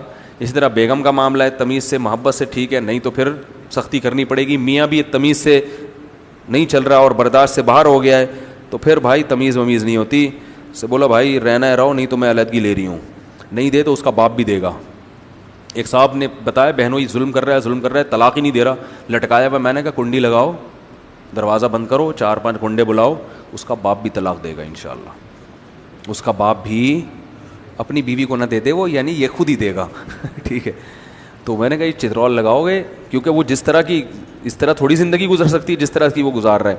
تو اخلاق بھی ہیں اسلام میں, اور زیادہ تو فوکس اخلاق ہی کو کیا گیا ہے, اور ہمارے ہاں یہ اخلاق شارٹ بھی ہو گئے ہیں. لیکن ایک آپشن اسلام میں جنگ و جدال بھی رکھا ہے, چاہے وہ انفرادی ہو یا وہ اجتماعی. دیکھو زنا کے بارے میں اللہ نے خود بتایا کہ اگر 4 گواہ ہیں نا زانی پر تو پھر کوڑے لگیں گے. پھر صرف یہ نہیں کہ چلے کے لیے بھیج دو تو ٹھیک ہو جائے گا, تبلیغ میں بھی بھیجیں گے ہم اس کو, لیکن حکومت کیا کرے گی, پہلے کنوارا ہے تو 100 کوڑے لگائے گی, شادی شدہ ہے تو پتھروں سے مار کے حکومت کیا کرے گی, اس کو ہلاک کرے گی. تو اگر سارے ہی میٹھے میٹھے بول سے سدھرنے والے ہوتے تو اسلام میں چور کا ہاتھ کاٹنے کا حکم نہ ہوتا. کیا خیال ہے؟ سارے اگر محبت کی چھری سے ہی سدھرنے والے ہوتے, سارے اگر اخلاق سے ہی سدھرنے والے ہوتے تو اسلام میں ڈاکو کو چوک پہ لٹکا کے قتل کرنے کا حکم نہ ہوتا. حکومت کو ہے یا آپ نہ لٹکانا شروع کر دیں. اگر سارے محبت سے سمجھنے والے ہوتے تو اسلام میں چور کا ہاتھ کاٹنے کا حکم نہ ہوتا. سارے محبت سے باندھنے والے ہوتے تو زانی کو 100 کوڑے یا سنسار کرنے کا حکم نہ ہوتا, تعزیر کے قوانین نہ ہوتے. تو اس لیے پتہ چلتا ہے کہ دونوں چیزیں معاشرے میں, مارکیٹ میں کیا ہونی چاہیے, اویلیبل, اور آپ کی ذات میں بھی دونوں صفات ہونی چاہیے. آپ میں میٹھا پن بھی ہونا چاہیے اور کڑواہٹ بھی تھوڑی سی. میرے والد صاحب بڑی پیاری بات کہتے تھے کہ نہ اپنے آپ کو اتنا میٹھا بناؤ کہ لوگ نگل لیں, اور نہ اتنا کڑوا بناؤ کہ تھوکنا شروع کر دیں. بیلنس رکھنا ہے ہر چیز میں. یہی اسلام کا حکم ہے اور یہی نبی صلی اللہ علیہ وسلم کی تعلیمات ہیں. تو سورہ توبہ کا پس منظر میں نے بیان کیا ہے, باقی انشاءاللہ پھر ہم کل بیان کریں گے کہ اس میں اللہ نے کہا کیا ہے. یہ رہ گیا پھر. سبحانک اللہم و بحمدک. وہ قادیانی کی بات تھی, آج اس کا فون آیا, وہ کہنے لگے کہ آپ نے آدھی بات کا جواب دیا اور آدھی بات کا تو دیا ہی نہیں آپ نے. میں نے کہا وہ آدھی کون سی کہہ رہے ہیں؟ آپ نے کہا قرآن میں آتا ہے کہ فَأُولَٰئِكَ مَعَ الَّذِينَ أَنْعَمَ اللَّهُ عَلَيْهِم مِّنَ النَّبِيِّينَ وَالصِّدِّيقِينَ وَالشُّهَدَاءِ وَالصَّالِحِينَ, کہ جو بھی نیک اعمال اختیار کرتے ہیں وہ نبیوں کے ساتھ ہوں گے, صدیقین کے ساتھ ہوں گے, اور شہداء کے ساتھ ہوں گے, اور صالحین کے ساتھ ہوں گے. تو شہداء, صالحین اور صدیقین تو ہر دور میں آ رہے ہیں. اگر نبی صلی اللہ علیہ وسلم آخری نبی تھے اور آپ کے بعد کوئی نبی نہیں آیا تو یہ بعد والے لوگ نبی کے ساتھ پھر کیسے ہوں گے, یا نبوت کے مقام تک کیسے پہنچیں گے؟ نہیں آ رہی بات؟ تو بھائی اس میں یہ کہاں ہے کہ وہ نبی بن جائیں گے؟ انبیاء کے ساتھ ہوں گے قیامت کے دن. جیسے حدیث میں آتا ہے کہ ایماندار تاجر قیامت میں پیغمبروں کے ساتھ ہوگا. تو کیا ایماندار تاجر پیغمبر بنے گا؟ وہ کتنے لوگ ہیں جو ایماندار تاجر تھے مگر وہ پیغمبر بن سکتے ہی نہیں ہیں اور بنے بھی نہیں ہیں. تو یہ فضیلت کی بات ہے. مع النبیین, اللہ فرماتے ہیں ان 4 قسم کے لوگوں کے ساتھ ان کو جنت میں رکھوں گا. جیسے حدیث میں آتا ہے میں اور یتیم کی کفالت کرنے والا ایسے ہوں گے ساتھ ساتھ. تو یہ مطلب نہیں کہ یتیم کی کفالت کرنے والا پیغمبر بن جائے گا. اور اگر آپ کہتے ہیں کہ نہیں, اس سے مراد یہی ہے کہ جو نبی بن جائے گا یا صالح بن جائے گا یا شہید بن جائے گا, کیونکہ بہت سے لوگ صالح بنتے ہیں شہید بھی ہو جاتے ہیں, تو ایسے ہی پیغمبر بن جائے گا, تو پھر 1400 سال میں ایک ہی آدمی اس مقام تک پہنچا ہے. امام ابو حنیفہ کیوں نہیں پہنچے, امام شافعی کیوں نہیں پہنچے, سب سے پہلے حضرت ابوبکر کیوں نہیں پہنچے, حضرت عمر کیوں نہیں پہنچے؟ تو اللہ تو کہہ رہے ہیں فاولائکا, یہ سب لوگ. اس سے پتہ چلا اولائکا جمع کے لیے آتا ہے. یہ سب لوگ جن میں بھی یہ صفات ہوں گی, یہ سارے کے سارے لوگ پیغمبروں کے, صدیقین, شہداء اور صالحین کے ساتھ ہوں گے. تو اگر اس سے پیغمبر بننا مراد ہے تو پھر ایک کیوں, اولائکا کا لفظ ہونا چاہیے بہت سارے لوگ. تو 1400 سال میں صرف ایک ہی کیوں ہے؟ وہ ہول سیل کے حساب سے ہونے چاہیے تھے, جبکہ آپ خود کہتے ہیں کہ نبی کے بعد معاذ اللہ ایک ہی پیغمبر آئے اب تک, وہ کون ہے؟ مرزا ملعون. اس کے علاوہ آپ کسی کے قائل ہے ہی نہیں. تو یہ نہیں ہوتا. تو اس سے صاف پتہ چلتا ہے کہ اولائکا کا لفظ بتا رہا ہے یہ سب لوگ, جمع کے لیے آتا ہے. عربی میں ہاذا یا ذالکا یہ ایک شخص کے لیے آئے گا, اولائکا بہت سارے لوگ, 2-4 بھی نہیں. اولائکا مع الذین انعم اللہ, یہ سب کے سب لوگ. تو پتہ چلا وہ لوگ ہیں, وہ ایک آدمی نہیں ہے. ممکن ہے آپ کہیں کہ اس کے بعد بھی آئیں گے, تو بتائیں کون کون آئے گا مرزا کے بعد؟ آپ کہیں وہ ابھی تو ایک ہے, لیکن اس کے بعد اور بھی لوگ آئیں گے جو اولئک مع الذین, جو پیغمبروں کے مقام تک پہنچیں گے. تو پھر وہ بتا دینا, دو چار لوگوں کی لسٹ تو پیش کریں. حضرت عیسیٰ نے تو نبی کا بتایا, قرآن صاف کہہ رہا ہے یجدونہ مکتوبا عندہم فی التوراۃ والانجیل, کہ یہ محمد صلی اللہ علیہ وسلم کا نام تورات اور انجیل میں دیکھتے ہیں. اور یاد رکھو حضرت عیسیٰ نے جو خوشخبری دی تھی جس پیغمبر کی, وہ احمد تھے, وہ غلام احمد نہیں تھے. ایک دفعہ مولانا عطا اللہ شاہ بخاری رحمہ اللہ تعالیٰ کا مناظرہ ہو رہا تھا, جج عدالت میں بحث ہو رہی تھی, اور غلام احمد بھی تھا یا اس کا کوئی نمائندہ تھا, مجھے پورا واقعہ بھی یاد نہیں, لیکن غلام احمد خود تھا یا اس کا نمائندہ تھا. تو وہ جو قادیانی یا خود غلام احمد خود جو بھی اس کا نمائندہ وہ بحث کر رہا تھا نا, اس نے کہا دیکھو اللہ تعالیٰ نے میری خوشخبری دی ہے احمد, تو وہ احمد میں ہی تو ہوں. تو عطا اللہ شاہ بخاری نے کہا تم احمد نہیں, تم تو غلام احمد ہو, نام تو تمہارا غلام احمد ہے, احمد تھوڑی. اس نے کہا غلام تو ویسے ہی لگا ہوا ہے, غلام تو ویسے ہی. تو انہوں نے کہا ٹھیک ہے پھر اگر میرا نام عطا اللہ ہے تو میں اللہ ہوں, عطا تو ویسے ہی لگا ہوا ہے, اور جب میں اللہ ہوں تو میں تیری نبوت کینسل کر رہا ہوں, جا بھائی جب میں اللہ ہوں تو مجھے, میں نے تجھے بھیجا نا, کینسل.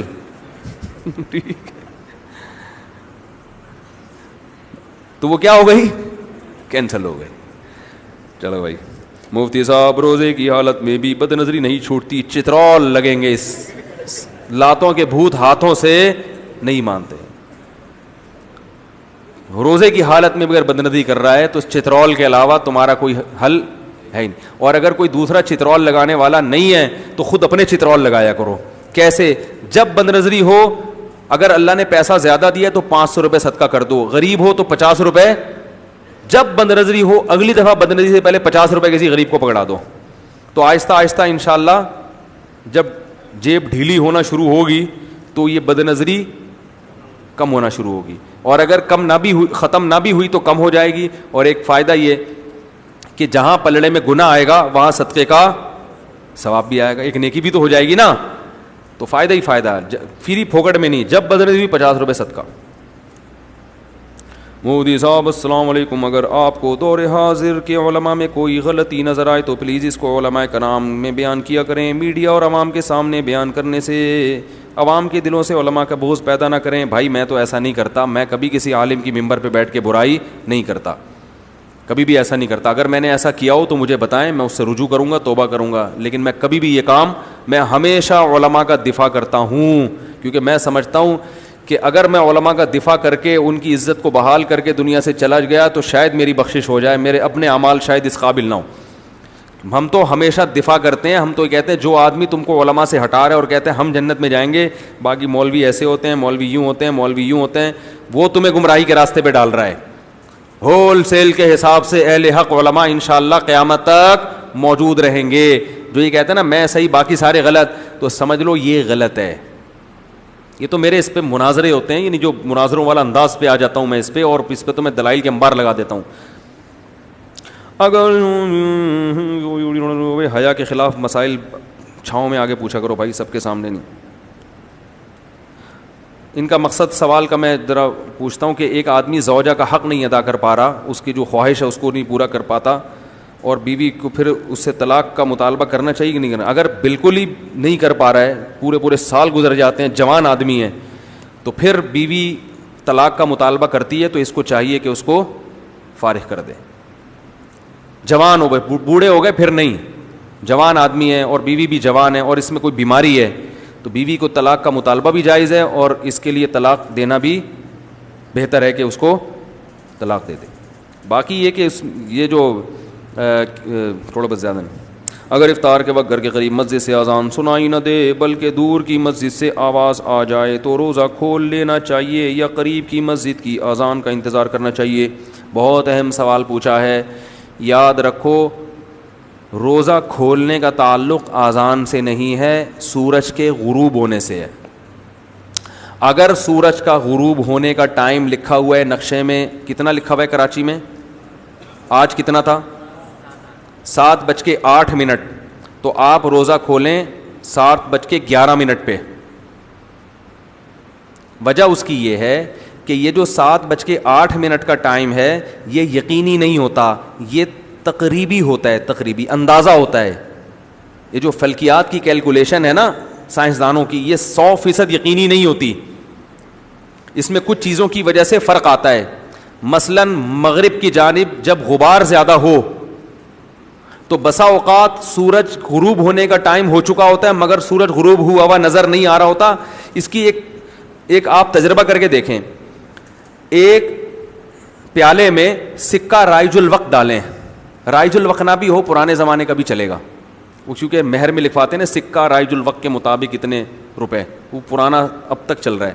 تو میں کہتا ہوں یہ رائج الوقت کیا ہوتا ہے کہ ہم کیا قارون کے زمانے کے سکے سے بھی مہر ادا کرے گا کوئی؟ تو سکہ رائج الوقت ڈالیں یا پرانا ڈال لیں, ایک پیالے میں کیا ڈالیں؟ سکہ. پھر آپ اس سکے کو اس طرح سے دیکھنے کی کوشش کریں کہ پیالے کی دیوار حائل ہو رہی ہو,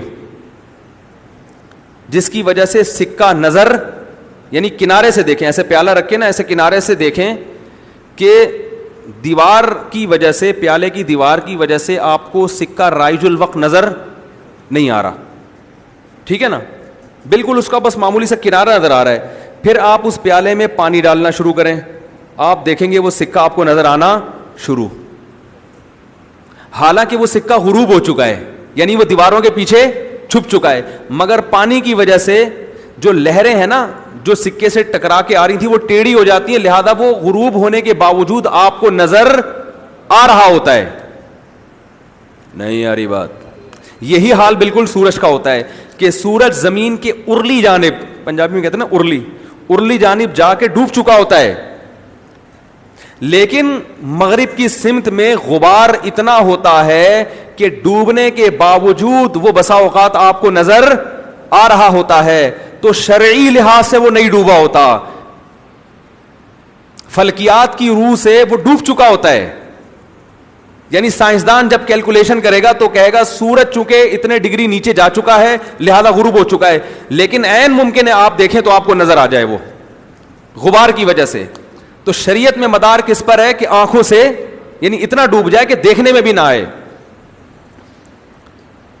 تو اس لیے علماء کہتے ہیں کہ 2-3 منٹ کی احتیاط کیا ہے ضروری. ایک تو اس لیے بھی, دوسری اس لیے بھی کہ جب کیلکولیشن کی جاتی ہے فلکیات کی تو کسی بھی جگہ کے مرکز کو بنیاد بنایا جاتا ہے, لیکن اس کے ارد گرد کے علاقے ایسے ہیں جہاں چند سیکنڈ کا فرق آ سکتا ہے. اور ویسے خود ماہر فلکیات بھی کہتے ہیں کہ اس میں چند سیکنڈ کا فرق ویسے بھی آ سکتا ہے کیلکولیشن میں. تو اتنی ساری چیزیں جمع ہو گئیں تو پتہ یہ چلا کہ جب 7:08 ہوئے ہیں تو ہمیں یقین نہیں ہے کہ سورج غروب ہوا ہے, لہذا احتیاطاً 3 منٹ. آپ کہیں گے بھی غروب میں تو جلدی کا حکم ہے, جلدی کا حکم ہے بشرطے کہ غروب کا یقین ہو جائے.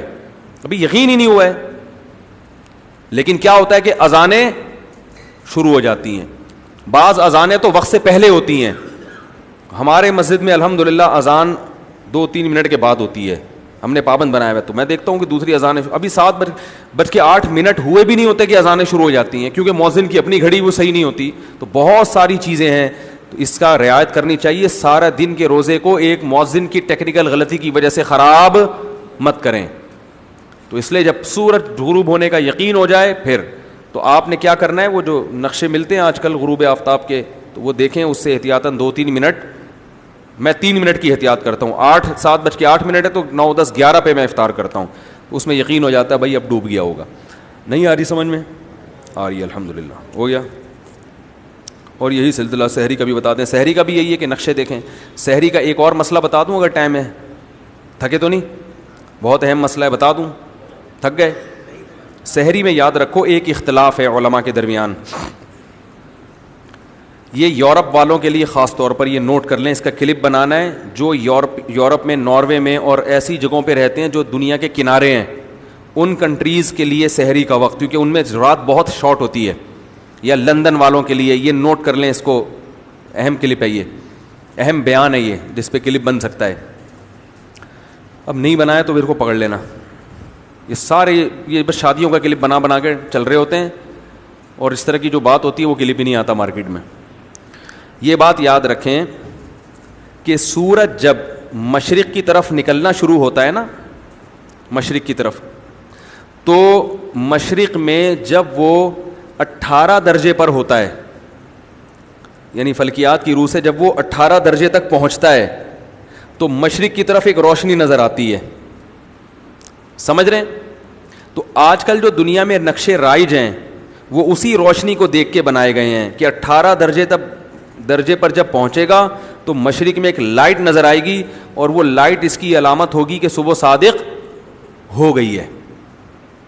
لیکن بعض ماہرین فلکیات جن میں ہمارے شیخ مفتی رشید احمد صاحب بھی داخل ہیں, ان کی رائے یہ ہے کہ یہ صبح کاذب ہے, صبح صادق نہیں ہے. صبح صادق اس کے بعد ہوتی ہے, اور وہ صبح ہے جب سورج 15 ڈگری تک پہنچ جائے, اور کراچی میں 15 ڈگری تک پہنچنے میں تقریباً 15 منٹ کا ٹائم لگتا ہے اس کو مزید. بات آ رہی ہے سمجھ میں؟ اب چونکہ جمہور علماء اس سے اختلاف کرتے ہیں, لیکن پوری دنیا میں ایسے علماء موجود ہیں. پاکستان میں مفتی رشید احمد صاحب تھے, عرب میں بھی ہیں. ان کا یہ دعویٰ ہے کہ یہ جو نقشے بنے ہوئے ہیں 18 ڈگری پر, یہ نقشے صحیح نہیں ہیں, بلکہ صبح صادق ہوتی ہے 15 ڈگری پر. بات آ رہی ہے سمجھ میں یہاں تک؟ لہذا جو ٹائم لکھا ہوا ہے نا, ابھی کراچی میں صبح صادق کا ٹائم کیا چل رہا ہے 4:23. تو وہ جو نقشہ ہے نا اس کے مطابق ہے 4:38 آج کل جو چل رہا ہے, یعنی تقریباً 15 منٹ کا فرق آ گیا. تو یہ بڑا اختلاف ہے علماء کے درمیان. تو چونکہ ہم سحری اگر آپ جلدی بند کر لیں تو بھی روزہ تو ہو جائے گا نا, کیونکہ مفتی رشید احمد صاحب یا اور جو کچھ ماہرین فلکیات ہیں ان کی رائے یہ کہ صبح صادق کا وقت مزید رہتا بھی ہے. تو آپ نے اگر سحری جلدی بھی کر لی تو وہ چلو زیادہ جلدی بند کر لیا تو روزے پہ کوئی فرق نہیں پڑتا, لیکن رف وقت بہرحال رہتا ہے. تو اب دونوں ایک اختلاف ہے, چونکہ اب یہ اختلاف چونکہ پھیل گیا ہے, سب کو پتہ چل گیا, تو اس لیے مجھے اس پر بات کرنے میں کوئی حرج نہیں ہے. تو دونوں طرف اہل حق علماء ہیں. مجھے یہ اس رائے پر پورا شرح صدر ہے 15 ڈگری پر, اور میں ہمیشہ روزہ, میں نے آج بھی روزہ 4:38 پہ بند کیا ہے. میرا 20 سال سے یہ معمول ہے, کیونکہ مجھے شرح صدر ہے. لیکن میں آپ کو مشورہ نہیں دے رہا, کیونکہ جمہور علماء بہرحال اس طرف ہیں. تو آپ کوئی ہمارے مقلد تو ہیں نہیں, اور تقلید کرنی بھی نہیں چاہیے آپ کو, کیونکہ آپ کے لیے تو دونوں طرح کے علماء برابر ہیں نا, وہ بھی اہل حق ہیں اور یہ بھی اہل حق ہیں جو اختلاف کرنے والے. دارالعلوم کورنگی کی رائے یہ ہے کہ نہیں 18 درجے پر ہوتا ہے, اور ان کو اس رائے پر بہت اطمینان ہے. ہمیں اس دوسری رائے پر اطمینان, تو اس اختلاف سے ڈرنا نہیں چاہیے, علماء میں چلتا ہے یہ.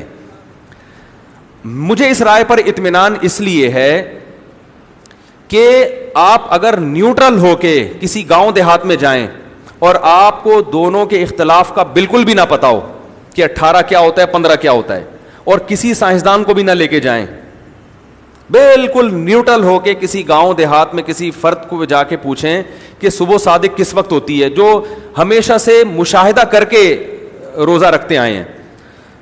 تو میں نے یہ تجربہ کیا ہے کہ جب بالکل نیوٹرل ہو کے کسی گاؤں دیہات میں جائیں جس کو یہ نقشوں کا نہ پتا ہو, تو وہ جو رائے پیش کرتا ہے نا وہ 15 ڈگری والی ہوتی ہے. یہ ہم نے خود مشاہدہ کیا ہے. یعنی بالکل نیوٹرل ہو کے ایک عامی آدمی سے جس کو ان نقشوں کا نہیں پتا, بلکہ وہ ہمیشہ سے گاؤں دیہاتوں میں مشاہدہ کر کے صبح صادق کر کے آ رہے ہیں, تو وہ صبح صادق اسی کو قرار دیتے ہیں جو 15 درجے پہ ہوتی ہے. اور صرف ایک گاؤں کی بات نہیں, یہ مختلف علاقوں میں آپ مختلف خطوں میں جا کے سروے کر کے آئیں گے, لیکن اس کو یہ پہلے ضروری ہے کہ اس کو یہ نہ بتائیں کہ اس میں یہ اختلاف ہے, تاکہ بالکل ایک نیوٹرل رپورٹ آئے آپ کے سامنے, کتابوں سے ہٹ کے. کتاب میں کیا لکھا ہے وہ پھر یہ بھی لکھا ہے وہ بھی لکھا ہے, وہ ایک ملغوبہ بن جاتا ہے. تو اس لیے مجھے اس رائے پر شرح صدر ہے. اور مفتی رشید احمد صاحب تو فلکیات کے بہت بڑے ماہر تھے, متقی بھی تھے, انہوں نے خود جا کے خود مشاہدے بھی کیے ہیں. اس کی بنیاد پر ہم نے ان کو پوری زندگی دیکھا, جتنا عرصہ ہم ان کے ساتھ رہے, وہ بھی روزہ, رمضان کا روزہ بھی 15 درجے کے مطابق بند کرتے تھے, حالانکہ وہ بڑے اللہ سے ڈرنے والے تھے. تو انہوں نے انتہائی, ان کو یقین تھا, تبھی رمضان کا روزے میں بھی انہوں نے دیر سے سحری بند کی ہے. اگر ذرا سا بھی ان کو شبہ ہوتا تو وہ رمضان کا روزہ خراب نہ کرتے. لیکن بہرحال دوسری طرف بھی بڑے علماء ہیں, تو میں آپ کو یہ نہیں کہہ رہا کہ آپ مسجدوں میں جا کے لڑائی پیدا کر دیں, ابے اس ٹائم کھاؤ اس ٹائم نہیں کھاؤ. تو میں خود کیا کرتا ہوں کہ 4:38 تک کھاتا ہوں, لیکن پبلک کے سامنے جب میں بیٹھتا ہوں تو میں اسی ٹائم پہ بند کر دیتا ہوں جلدی, کیونکہ اب آپ ہر ایک کو یہ ڈیٹیل نہیں بیان کر سکتے, اور لڑائی ہوتی ہے, اختلاف ہوتا ہے, لوگوں کے جذبات سے نہیں کھیلنا چاہیے. لوگوں کو کیا پتہ ہے اختلاف کا, تو عوام کے سامنے جمہور کی رائے پر عمل کرتا ہوں, لیکن جب میں خود اخپل طریقے سے سحری کرتا ہوں تو چونکہ مجھے اس پر 100% شرح صدر ہے تو میں دیر تک کھاتا ہوں, کیونکہ مجھے 15 ڈگری پر 100% شرح صدر ہے. لیکن آپ کو میں یہ مشورہ دیتا ہوں کہ آپ کہیں عوام میں اختلاف نہ ڈالیں, آپ کو جس عالم کی بات پر اعتماد ہو آپ اسی کو فالو کریں. نماز میں بہرحال یہی کہا جاتا ہے کہ احتیاط اسی میں ہے کہ تھوڑا لیٹ پڑھی جائے. نہیں آ رہی بات؟ یعنی نماز جو ہے وہ 15 درجے کے بعد. تو اب یہ جو ناروے, جرمنی وغیرہ کے علاقے ہیں, ان میں راتیں بہت چھوٹی ہو رہی ہیں رمضان میں, تو ان کو ہم کہتے ہیں, گنجائش دیتے ہیں کہ 15 درجے پر عمل کر لیں, کیونکہ 18 پر عمل کرنا ان کے لیے بہت مشکل ہے. تو یہ 15 درجے والے قول کو لے لیں. اس طرف بھی بڑے بڑے علماء ہیں, تو یہ اگر 15 درجے پر کے قول کو لیں گے تو ان کے لیے اس میں آسانی ہے, جس پر مجھے کم از کم شرح صدر ہے, لیکن دوسرے علماء کو دوسرے قول پہ شرح صدر ہے, تو وہ بھی اہل حق علماء میں سے ہیں.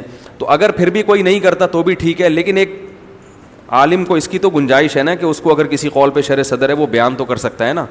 تو اگر ایسا نہ ہو کہ کسی دوسرے عالم کا بیان آئے اس کے خلاف اور وہ کہیں ہمیں اس پہ شرح صدر ہے, تو کوئی پھڈا نہ کھڑا کر دیں. ان کو شرح صدر ہے تو ان کو ٹھیک ہے. دیکھو امام ابو حنیفہ کو اس پہ شرح صدر ہے کہ امام کے پیچھے فاتحہ نہیں پڑھنی چاہیے, اس پہ شرح صدر ہے کہ پڑھنی چاہیے. تو ہمیشہ سے اختلاف چلا آ رہا ہے, تو کیا ہو گیا؟ وہ جس کو ہے وہ پڑھتا ہے, جس کو نہیں ہے شرح صدر وہ نہیں پڑھتا. تو پھڈے بازی غلط چیز ہے, اور اختلاف پیدا ہو جانا یہ کوئی اتنی بری چیز نہیں ہے. کافی ہو گیا میرا خیال ہے.